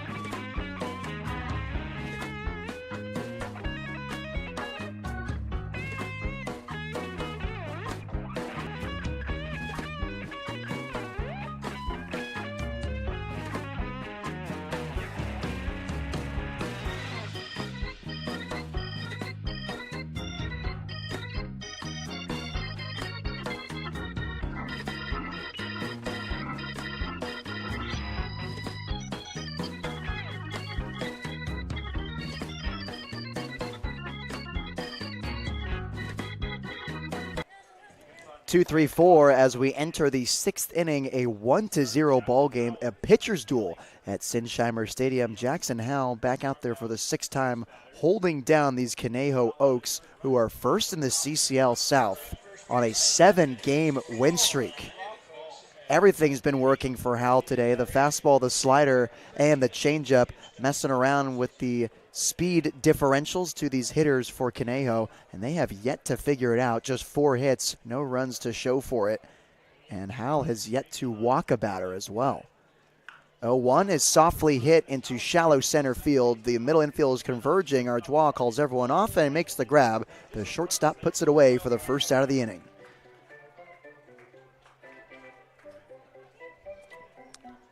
Kai Caranto is retired for the 3rd time today. 3 pop-outs. Now it's Austin Carrillo, the center fielder, batting left-handed, who has struck out swinging 2 times today. Ironic enough, he leads the CCL in league on-base percentage and walks. He has yet to reach base today, and that's a big key as to how the Blues have been able to maintain this lead, a 1-0 ball game. The Oaks are 2nd in the CCL in runs per game with just over 7. The Blues so far through 5 innings have held them to nothing. 0-1. Fastball missing up and outside. 1 ball and 1 strike as Eddie Tierney, the Wolfpack from Reno, gets loose in the bullpen. Middle infield wide open for Carrillo, who has yet to put a ball in play today. This one softly hit down the left field line in foul territory. It will land just shy of the Oaks bullpen. 1 ball and 2 strikes.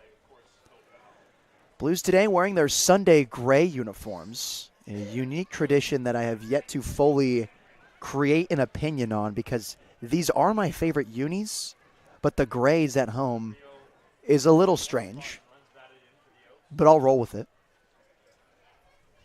Jackson Howell comes set from the belt.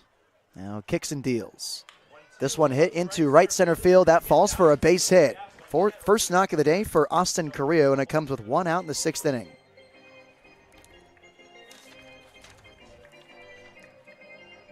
Halfway out the box was Austin Carrillo throwing his barrel on that ball. Still hit it pretty well, dropping in front of Blanchette in right field. Nothing any of the grass guys could do. A single to the center fielder. His 23rd hit of the summer, boosting up that average more and more. Sat at 314 coming in today's ball game. The first is not in time. Kang brought his 250 average into today's game. Like Carrillo, 2 strikeouts on the afternoon. He's 0 for 2. Second baseman from Porter Ranch, California. This one hit hard into left field. Going back is Cooper Witten. Takes a few backpedal steps and makes the grab, moving towards the fence. That's 2 outs in the 6th inning. Jackson Howell just continues to hammer the strike zone. Now thrown 14 first pitch strikes in the 22 batters he's faced. A pretty good ratio there. That's 63.6% of his first pitches going for strikes. A good sign for Howell, who had struggled to find the zone about midway through the season. Now starting to pound it into the box and make the defense work. I'm sure he has more trust in his defense now that they've been making some pretty nice plays in the final quarter of this season. And not just above and beyond plays, but the ones you're supposed to make as well. So it's Josiah Chavez, who's 1 for 2 today. A base hit and a ground ball to the first baseman, Tallerman, as that one misses outside. 1 ball and no strikes to Chavez. Uncommitted senior from Santa Paula, California. Runner at first, it's Austin Carrillo. He has a very short lead off the bag. Throw there is close, but not in time. Carrillo got stuck in the sand. He was about 4 feet off the bag, and he almost got picked off.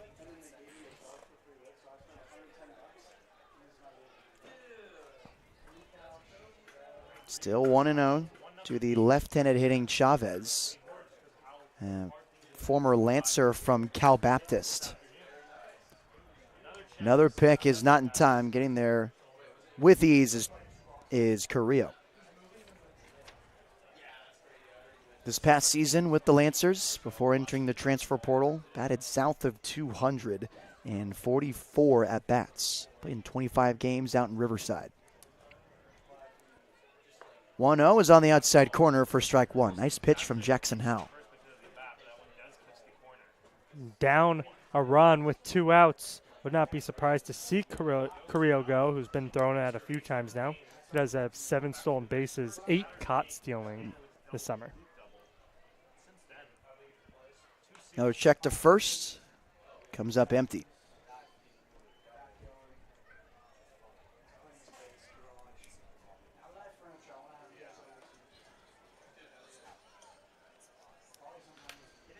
One and one to Josiah Chavez with a runner on first. That's the tying run. Another check. This one gets into right field. Heading towards second base is Austin Carrillo. He'll hold up there as the tying run advances a free 90 feet on the pick play to Zach Tellerman. I understand the concern of him stealing, but 5 pickup throws is a little unnecessary, especially with Parker Goff behind the plate, who is a defensive weapon. And now you give him a free 90 feet on the error. Puts a runner in scoring position for just the second time for the Oaks. 2 outs in the inning, though, as Howell comes home on the off speed, and not sure where that missed for ball 2. Slider, and if I were to guess, up and inside to the left-handed hitting Chavez. Still up tall in the 2-1 count. Howell checks over at second. Now 2 times. Kicks and deals. 2-1 as a fastball missing high. 3 balls and 1 strike. Josiah Chavez, in his pastime, enjoys cutting hair. Wonder if you could line me up after today's game. I'd have to ask him.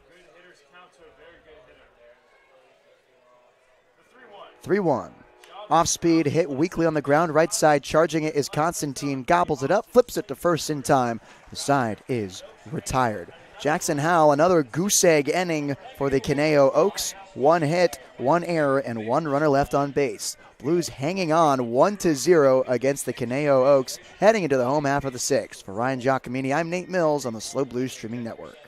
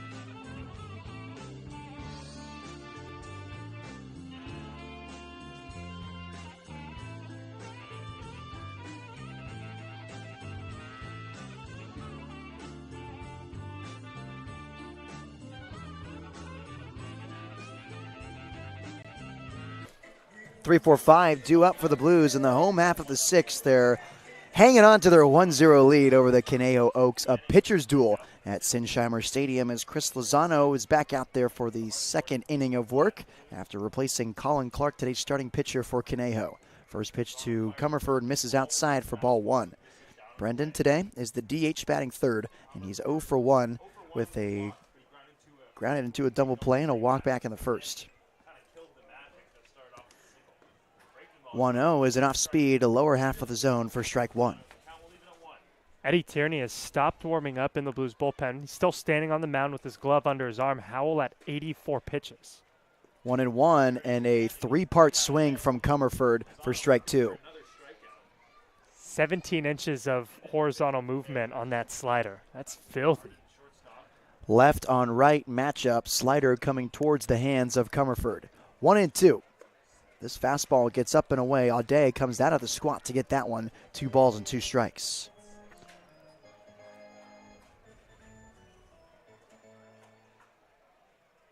Brendan Comerford in the 2-2 count against Chris Lozano. Off speed, just missing outside. 3 balls and 2 strikes. A nice leave from Comerford to leave that one away. That one, 18 inches of movement. So that movement is pretty consistent in about 1.5 range. That's a ton of movement. Payoff pitch. Comerford fouls this one straight back and falls in front of the press box. 3 balls and 2 strikes. And on that load from Brendan Comerford right there, we've seen it a few times, mostly on the swings and misses and the foul balls, but his left foot landed open. So his hips were pointed towards the pitcher before he got the swing going. 3-2, it happens again. He fouls it this time to the right of the press box. 3 balls and 2 strikes. And it's a strategy, and it's worked for him. It just is a very pull-heavy strategy. It's very hard to hit the ball the opposite way or even back up the middle when your hips are that far open. 3-2. Off speed, swung on and missed for strike 3. A wicked slider from Chris Lozano gets Brendan Comerford to go down swinging for the first time today. Back-to-back strikeouts for Lozano, who's been rolling so far in his inning and a third of work. Now has to deal with one of the more dangerous hitters in today's lineup in Cooper Witten. Typically with the Comerford opening up the foot on his load, at least when I was playing, a consistent problem for hitters was loading across their body and stepping onto home plate. So guys would start with an open stance, and there's a few hitters on this Blues lineup that do something similar to that. I mostly think of Sam Ardois and former Blue Casey Borba. Sebastian Lopez kind of does that as well. Gavin Constantine. Comerford is one of the few guys I've seen with the closed-off stance. Almost like a Giancarlo Stanton moment. Here's Cooper Witten in the 1-1 count. He's 0 for 2 today. An RBI ground out in the first. That's the only run of this game. This one's hit off the hands on the third base line. Sliding stop from Sheff. Here's the throw across his body. It's in time.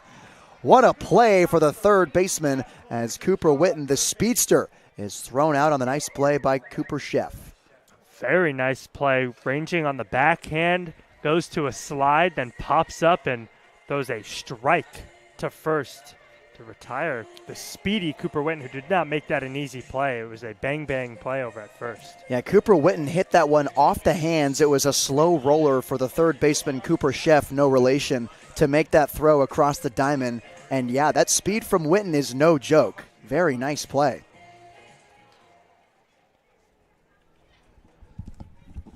So now it's Parker Goff with 2 gone, and the first pitch to him is called a strike.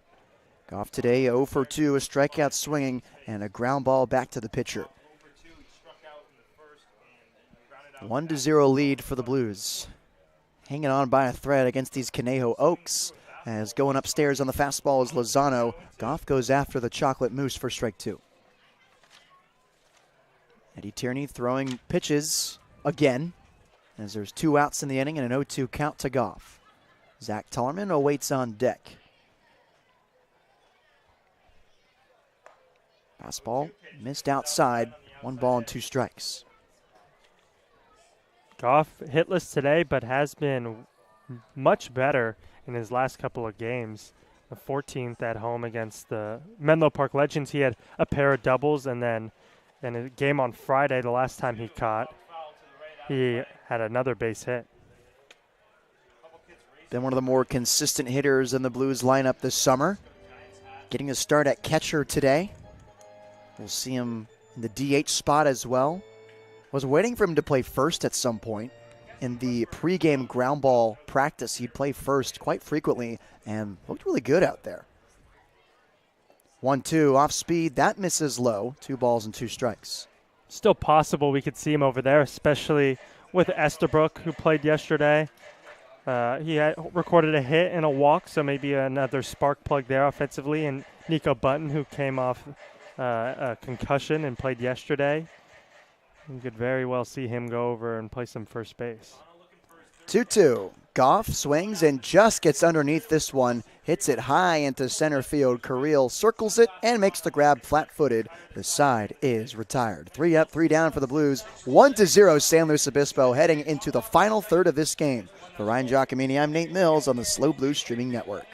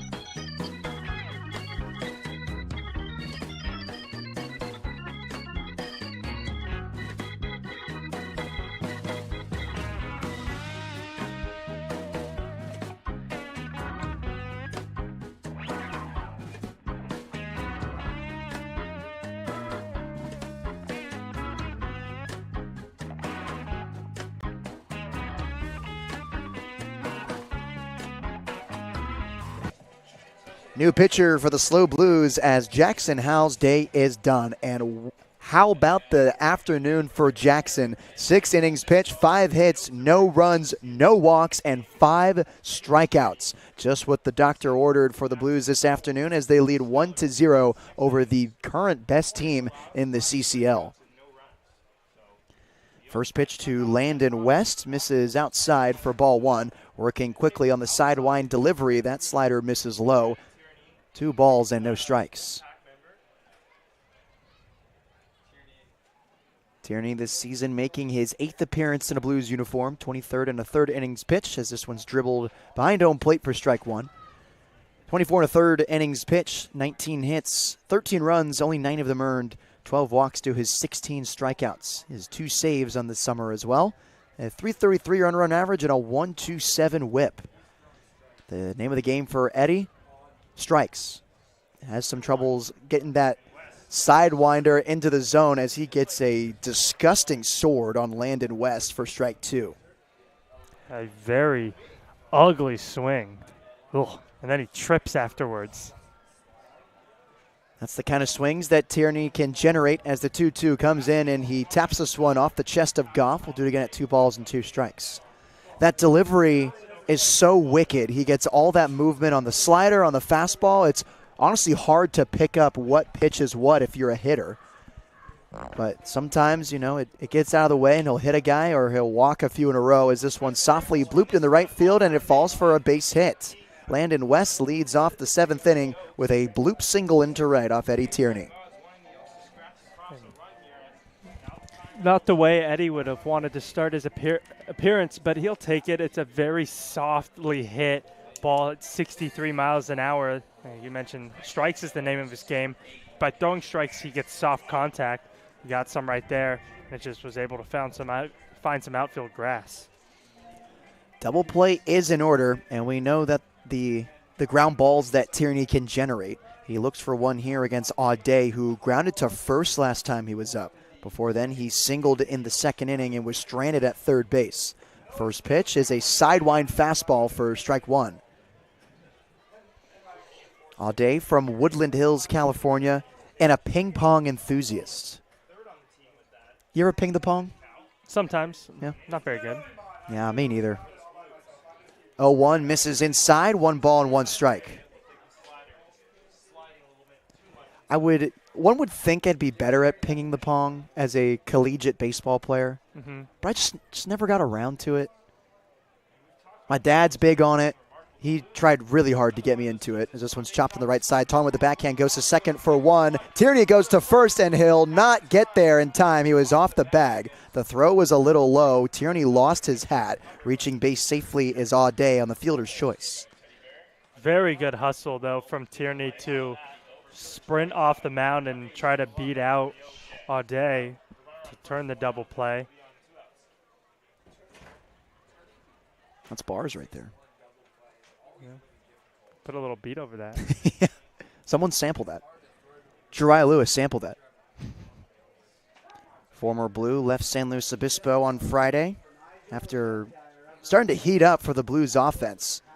He is done playing summer ball for San Luis Obispo this summer, will be greatly missed. Such a good kid, good presence in the dugout, always fun on the away games on the team bus. Yeah. Listen to some of his beats. And noted producer. Noted producer, yep. Freestyle rapper. As that one's fouled straight back, no balls and 2 strikes.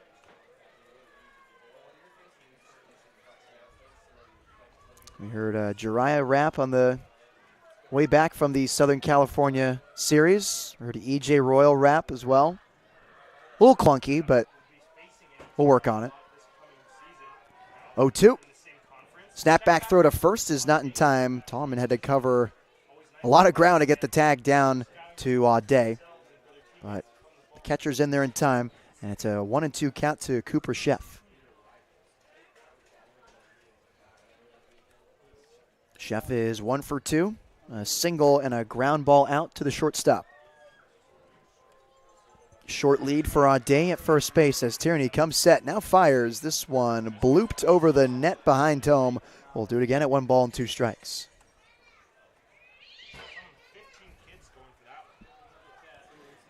Sheff, the former Oregon Duck, entered the transfer portal as a Las Vegas, Nevada native, entering his redshirt freshman season after sitting his first year in Eugene, Oregon.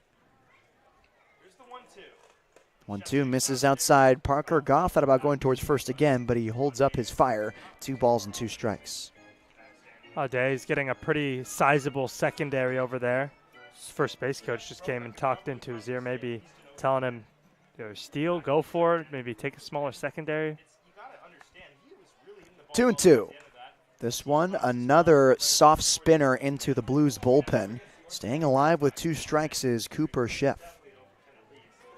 The top-ranked shortstop in the state of Nevada, according to PBR, and the #1 ranked second baseman by Perfect Game. Just the king of the middle infield his time in high school. 2-2. This one popped up. Looks like it's playable for Tollerman as he's at the fencing of the bullpen. He lunges and won't get there. A very similar pop-up to the one we saw yesterday where he reached over the wall by the bullpen, caught it, and then threw a bullet over to third base and turned a double play. Yeah, the runner at second was tagging on that pop fly to Tollerman. It was heads-up base running, but it was just a better throw by Zach. Runner on first, 1 out, 2-2 count. Blues lead 1-0 over the Conejo Oaks. Here it comes. This one's chopped on the ground left side. Ardois charges it, gets the pick, and the throw on the run. Nice scoop from ZT is in time. Second out of the inning off the Ground ball out to Sam Ardois. There's 2 gone in the 7th. So Max Audet moves into scoring position on the ground ball where Lopez and Ardois seem to have a miscommunication. They almost collided. Surprised to see Ardois hold on to that baseball after his shoulder completely grazed across the side of Lopez. Still made the play for the second out of the inning. Usually that's the third baseman's ball, but by the time Lopez got there, Ardois already had it gloved. First pitch and a check swing to Camarillo. They appeal, and he didn't go around. Alon Camarillo is 0 for 2 today. A liner to the third baseman Lopez and a strikeout swinging. Another arm getting loose in the Oaks bullpen, a right-handed pitcher, as the 1-0 is swung on and missed for strike 1.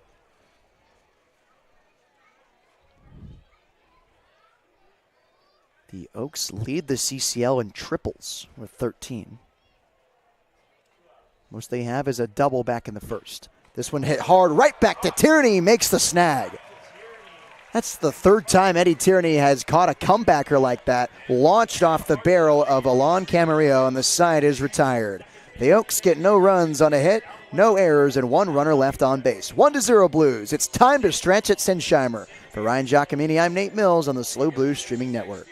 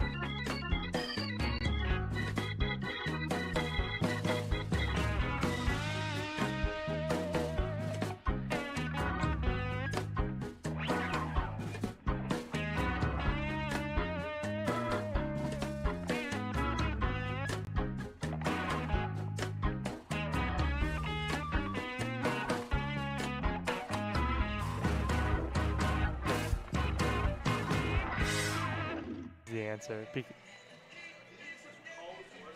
New pitcher for the Conejo Oaks. It's Reagan Gale, as Chris Lozano's day is done. 2 innings of work, and he mowed through the Blues lineup.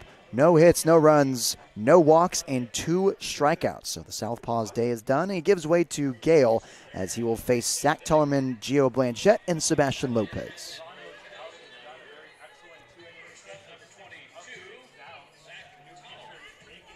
So it's ZT, who's 0 for 2 today, reached on error in the second, and a ground ball back to the pitcher in the fourth. Blues hanging on by a thread against these Conejo Oaks. Nice pitching from the staff today for San Luis Obispo, coming at a time where you wouldn't have expected it. The Blues pitching staff is just dropping like flies, not in terms of injuries or anything bad, but departing from the team.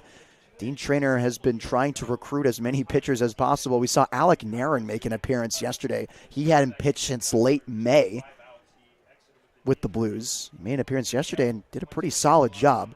So some bullpen arms that are available for the Blues are starting to get the rest that they need. Eddie Tierney is one of them, and he just came in last inning to replace Jackson Howell, who shoved, retired 3 in a row after surrendering that single from Logan West.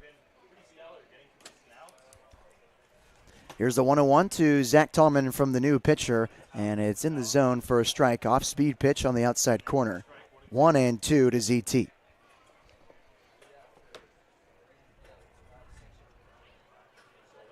Infield shifted on the left side as he fouls this one straight back.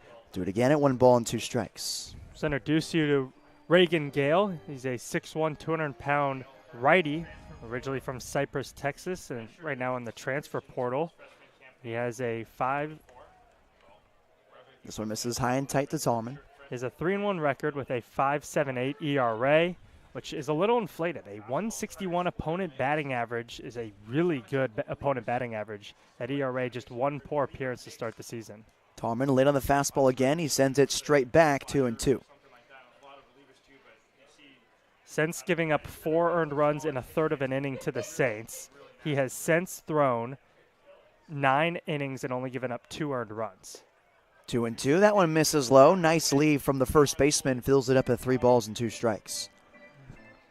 Yeah, those numbers would look drastically different if you exclude that June 9th game against the Arroyo Seco Saints. Payoff pitch. That one is taken for strike 3. Tallerman knew it right away, and that's how the 7th inning begins for the Blues. A strikeout looking for Zach. Not something you see every day. ZT, not a strikeout-prone hitter, especially looking, but that's how he goes down in the 7th inning against the new pitcher, Gale. That's just Tallerman's 9th K of the season in his 20 games played for the Blues. So now it's Gio Blanchette, who's 1 of 1 on the day, a base hit in the 2nd, a stolen bag, and a walk in the 4th. He's 1-0 against Reagan Gale here. Someone who definitely can hit the ball hard, has got on base twice, maybe get something going here for the Blues with the bottom of the order due up.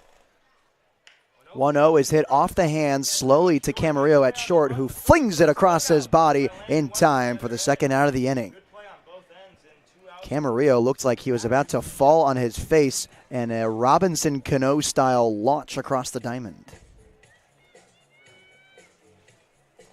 2 quick outs for the new pitcher, Gale, and now it's Sebastian Lopez, who's 0 for 2 with 2 strikeouts today. Trying to get back on track is the infielder from Seattle University. First one to him is a fastball down the middle for a strike. Lopez entering his redshirt sophomore season with the Redbirds as he swings and misses at that fastball for strike 2.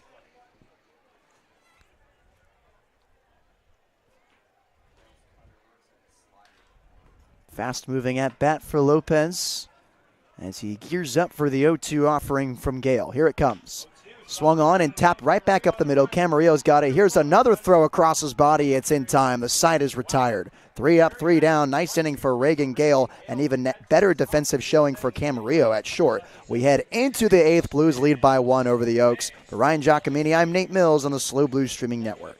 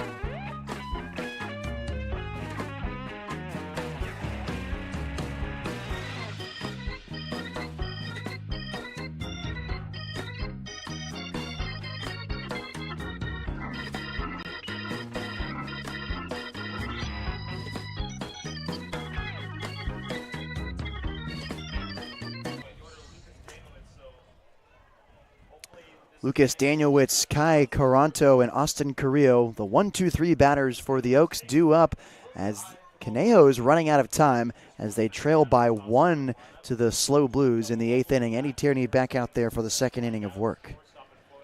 Lucas Danielwitz gets hit by the pitch. The left fielder was 1 for 3 heading into this plate appearance, and there's the tying run on first for the Oaks.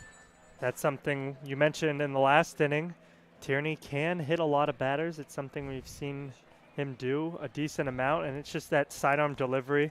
Sometimes he doesn't get all the way around the ball to the righties.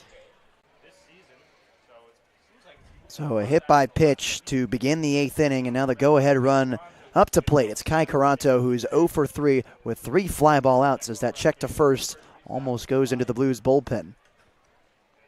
Caranto heading to this game, a .327 average. 17 hits in his 52 at-bats. 12 runs driven in for the Oaks. First pitch to him is a slider that misses up and outside. 1 ball, no strikes. Entering his sophomore season with the Kingsmen at Cal Lutheran after playing high school baseball at Harvard Westlake with Jordan Kang, who is hitting 4th today. 1-0 is an off-speed pitch on the lower half of the zone for strike 1. Tierney trying to get a ground ball here and potentially flip a double play, get that much closer to the Blues bats, stepping back up there and hopefully providing some insurance. Another check at first is not in time.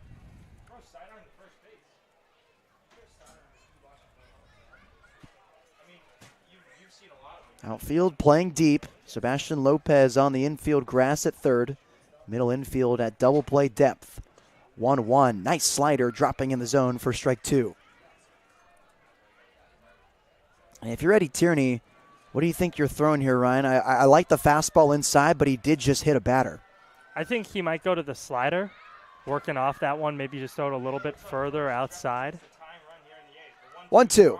It's the slider, and it's weakly popped up and off to the right out of play. 1 ball and 2 strikes.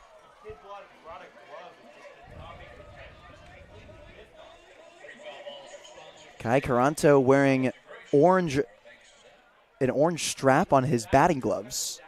Not sure where he would have picked that color up. Harvard Westlake is red and black, and Cal Lutheran's gold and purple. 1-2. Goff thought about the snapback throw on the ball missing upstairs. 2 balls and 2 strikes. Maybe an off color. I was just thinking that. Yeah. Orange and blue, that works, man. It does. Especially with these tops. Another check, not in time to get Danielwitz. We talked about the unis the Blues are wearing today. The Oaks with the powder blue tops, big white numbers on the back with a pencil-thin navy blue trim. 2-2, that one misses outside from Tierney. Fills it up at 3 balls and 2 strikes to the DH. Got to find the strike zone here. You don't want to walk a runner into scoring position. Give the Oaks the best chance they've had all day to score. Or put the go-ahead runner on. Taking off is the runner at second. Line to short. Easy play for Ardois as he taps it in his glove and throws it over to first. A 6-3 double play. That'll work, won't it? A just hard line drive hit right at Ardois. That was not the right play. Here it is. A hard line drive hit at Ardois. And then he took his time to get it over to first and get the double play. And that was just such a tough break for Lucas Danielwitz, who was taken off for second with a full head of steam. There was literally nothing he could have done. That ball was hit so hard to the shortstop, Ardois.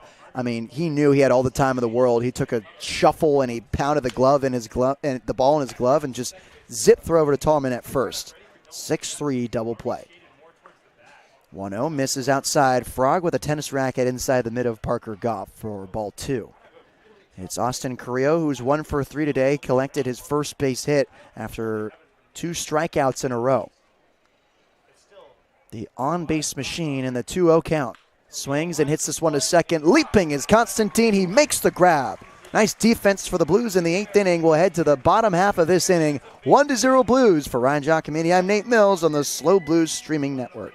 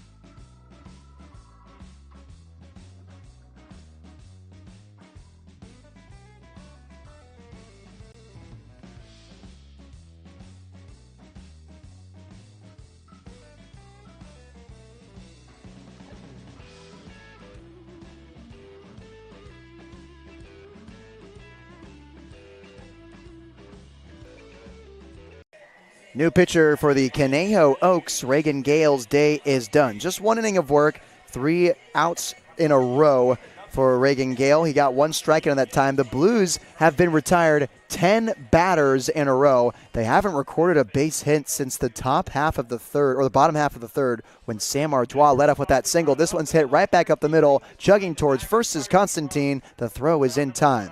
11 in a row for Blues hitters. They have yet to record a hit since the leadoff batter in the 3rd inning. That was Sam Artois. Now it's the leadoff man, the hit leader for the Blues this summer, E.J. Royal. He's hitless today, but has reached base safely 1 of his 3 plate appearances. A walk back in the 1st inning, came around to score the 1 and only run this entire ball game. First pitch is in there for a strike. Blues only have 2 hits to the Oaks 6, and they're leading 1-0. A 1 misses outside, count even at 1 ball and 1 strike. The Blues didn't even use one of those 2 hits to score in the first. A walk from E.J. Royal, a walk from Comerford, a wild pitch moved them up to 2nd and 3rd, and then a ground out from Cooper Witten. 1-1 is waved at on the outside corner, 1 ball and 2 strikes. Royal quickly stepping back in the 1-2 count against the new pitcher, Decker.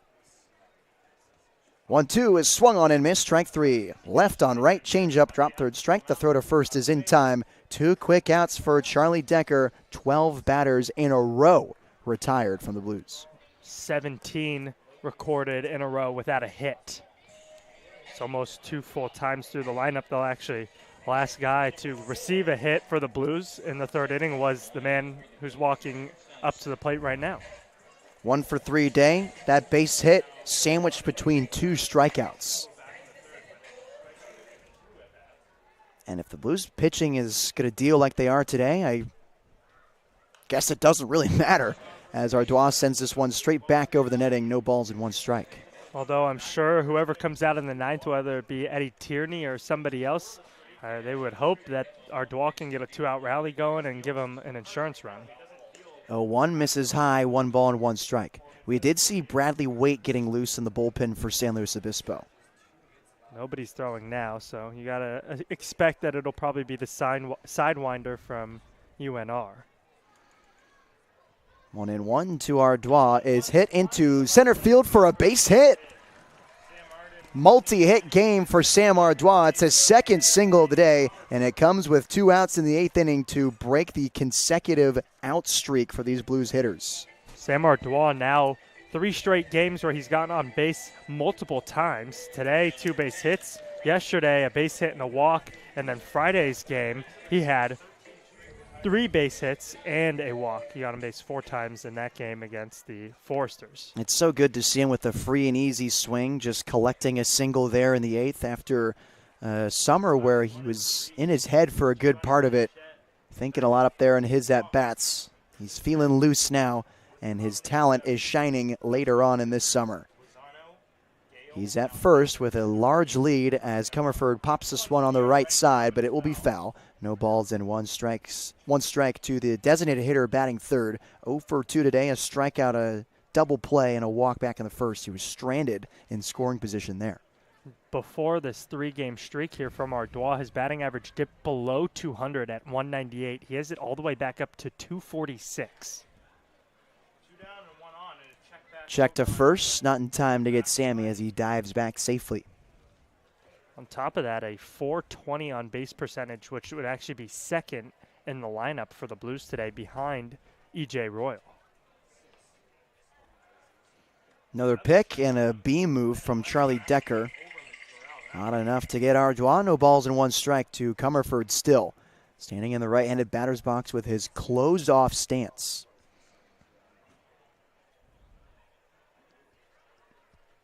2 checks at first. Ardois takes off towards second base. Comerford puts it in play. Picked by Camarillo at short. Here's the throw in time. The side is retired. Nice play by the shortstop. He's having a good day over there for the Oaks.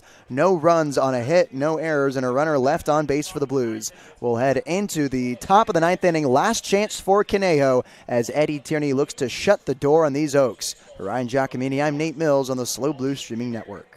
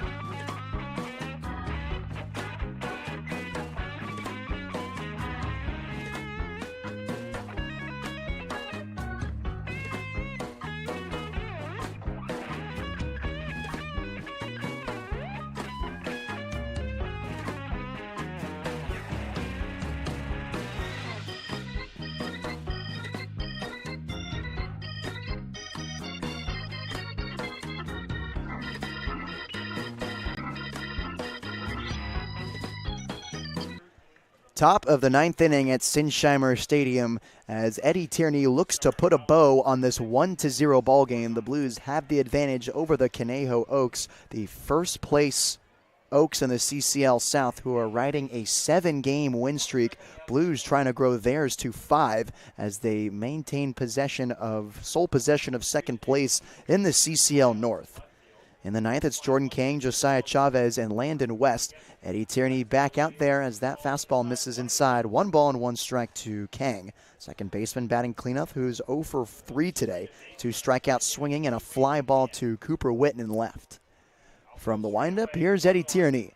1-1 on a slider outside. Chasing after it is Kang for strike 2. Eddie Tierney has been very good in his 2 innings of work so far, and he needs to be perfect in this inning. Only a 1-run lead, and this Oaks team can put up runs in a hurry. Here's the 1-2 to Kang. Slider chasing outside for strike 3. First out of the inning comes on a slider from Eddie Tierney. That's his first of the day. A beautiful pitch from Tierney. Just went right back to it and got another swing on it from Kang. Last strikeout in this game was a leadoff one from Kang in the 4th. So now it's Josiah Chavez, who's 1 of 3. Single in the 4th. He's a forced out at second base and 2 ground ball outs. First pitch is swung on and missed for strike 1. So much movement on that fastball. Becomes very hard to hit. It's his 4-seam fastball, but it moves like any other right-hander's 2-seam would with how much movement it has. 0-1, another fastball popped up to left field. Witten racing in foul territory. He makes the grab on his heels, and there's the second out of the inning. Very good running grab from Cooper Witten. He just slightly overran it and then had to come to a complete stop, reach back, and make the grab. Blues are 1 out away from securing their 5th win in a row. And the left-handed bat pop up on the opposite way. There's going to be a lot of funky movement, especially with that jet stream out in left field. So now it's Landon West. He's also 1 of 3. A single in the 7th.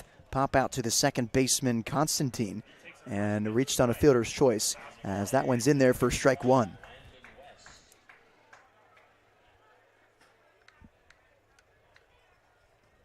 West, a Rice Owl with a .240 batting average heading into today's game as that slider is in there for a strike, and Tierney is a pitch away from ending this ball game.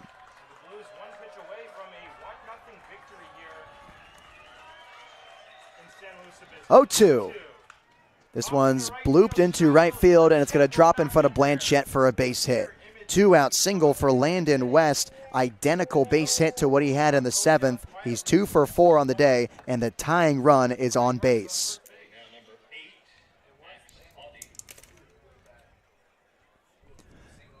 So now with a runner on, it's Max Audet. It looks like Landon West will be pinch hit for.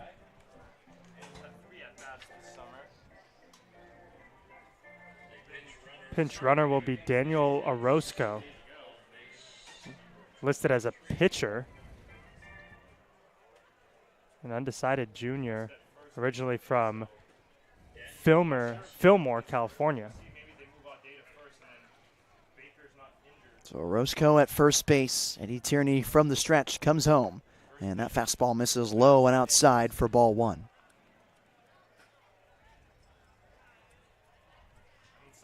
Audet 1 for 3 today. That single in the 1st.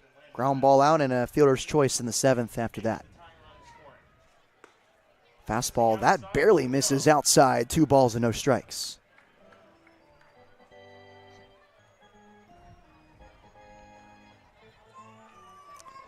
Oaks haven't been shut out since July 6th against the Santa Barbara Foresters.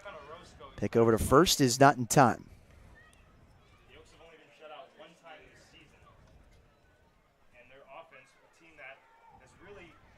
Left-handed hitting Audet with a runner on first. That fastball is hitting the outside corner for a strike. Tierney now chipping away on the left-handed hitter on the outside part of the zone. 2-1 to Audet, one of the 3 lefties in today's lineup for Conejo. Middle infield playing deep, wanting to go easy way with the ground ball. This one flared down the left side, and it lands in the Oaks bullpen. 2 balls and 2 strikes. Eddie Tierney just 1 strike away from getting his team a win and getting a save in today's ball game. See what he does here with the matchup advantage going to the batter in Audet. Left-handed batter, right-handed pitcher Eddie Tierney. He comes set with a 1-0 lead over the Oaks. Slider swung on and missed. Strike 3. That's the ball game. The Blues shut out the Oaks for the 2nd time this season. This is the Oaks' 33rd game, and the Oaks fall to the Blues 1-0. Their 7-game winning streak comes to an end. The Blues grow to 5, and an absolute pitcher's duel at Sinsheimer Stadium. pitchers duel indeed. The biggest thing I'm noticing looking at my scorebook from today's ball game, 0 walks for the Blues pitching staff against a team that takes a ton of walks, and they use that to steal bases and put up runs. A really good job from Jackson Howell and Eddie Tierney to keep that number down.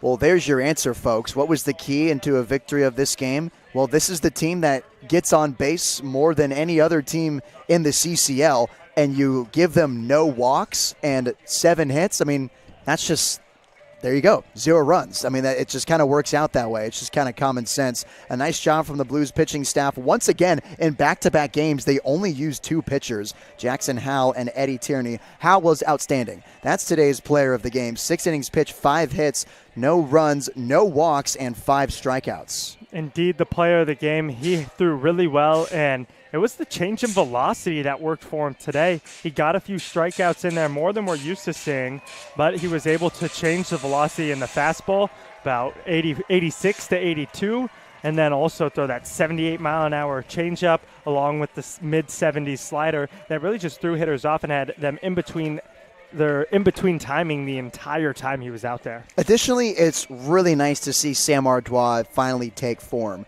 We knew he had the ability. He was good enough to earn a spot with the Texas Longhorns and obviously good enough to play Division I baseball for University of Louisiana Lafayette with the Raging Cajuns. He came through today with 2 base hits. He was 2 for 4 with 2 singles and 2 strikeouts, but he just looks so much more comfortable at the plate coming down the final stretch of the season, whereas in the beginning of the year, it just seemed like there was a lot on his mind every time he was at bat.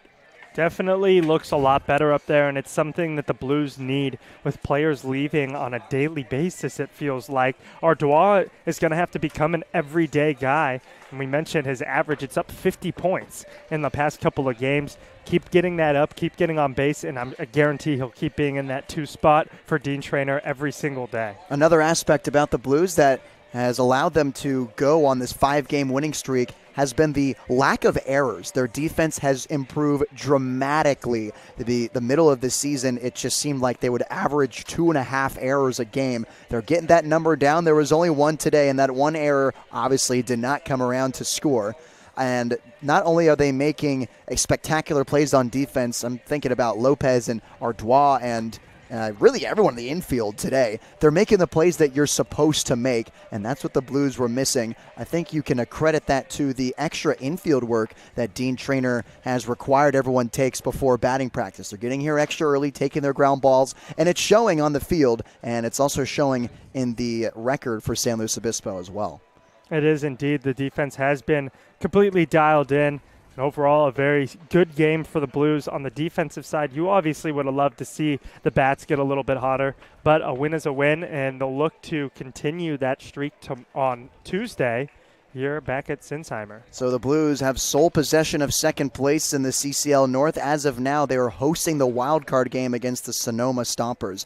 They defeat the Conejo Oaks 1-0 at Sinsheimer, the second time Conejo has been shut out this season in 33 games. So they'll look ahead to the Menlo Park Legends in some midweek action after a day off tomorrow. Tuesday, Wednesday, they host the Legends at 6 p.m. each time. First night on Tuesday, the first 100 fans in attendance at Sinsheimer get a steel pint with a SLO Blues logo on it. And on Wednesday, it's Western night, y'all. You show up in your cowboy garb and your Western gear, and you get $5 admissions into Sinsheimer Stadium. After that, there's a day off and then a mini 2-game series to cap out the year against the Walnut Creek Crawdads, a firework night in one of those games as well. So Blues win 1-0 over the Oaks. They're on a 5-game win streak and second place in the CCL North. Thanks for listening to Blues Baseball on the SLO Blues Streaming Network. For Ryan Giacomini, I'm Nate Mills. Have a good day, everyone.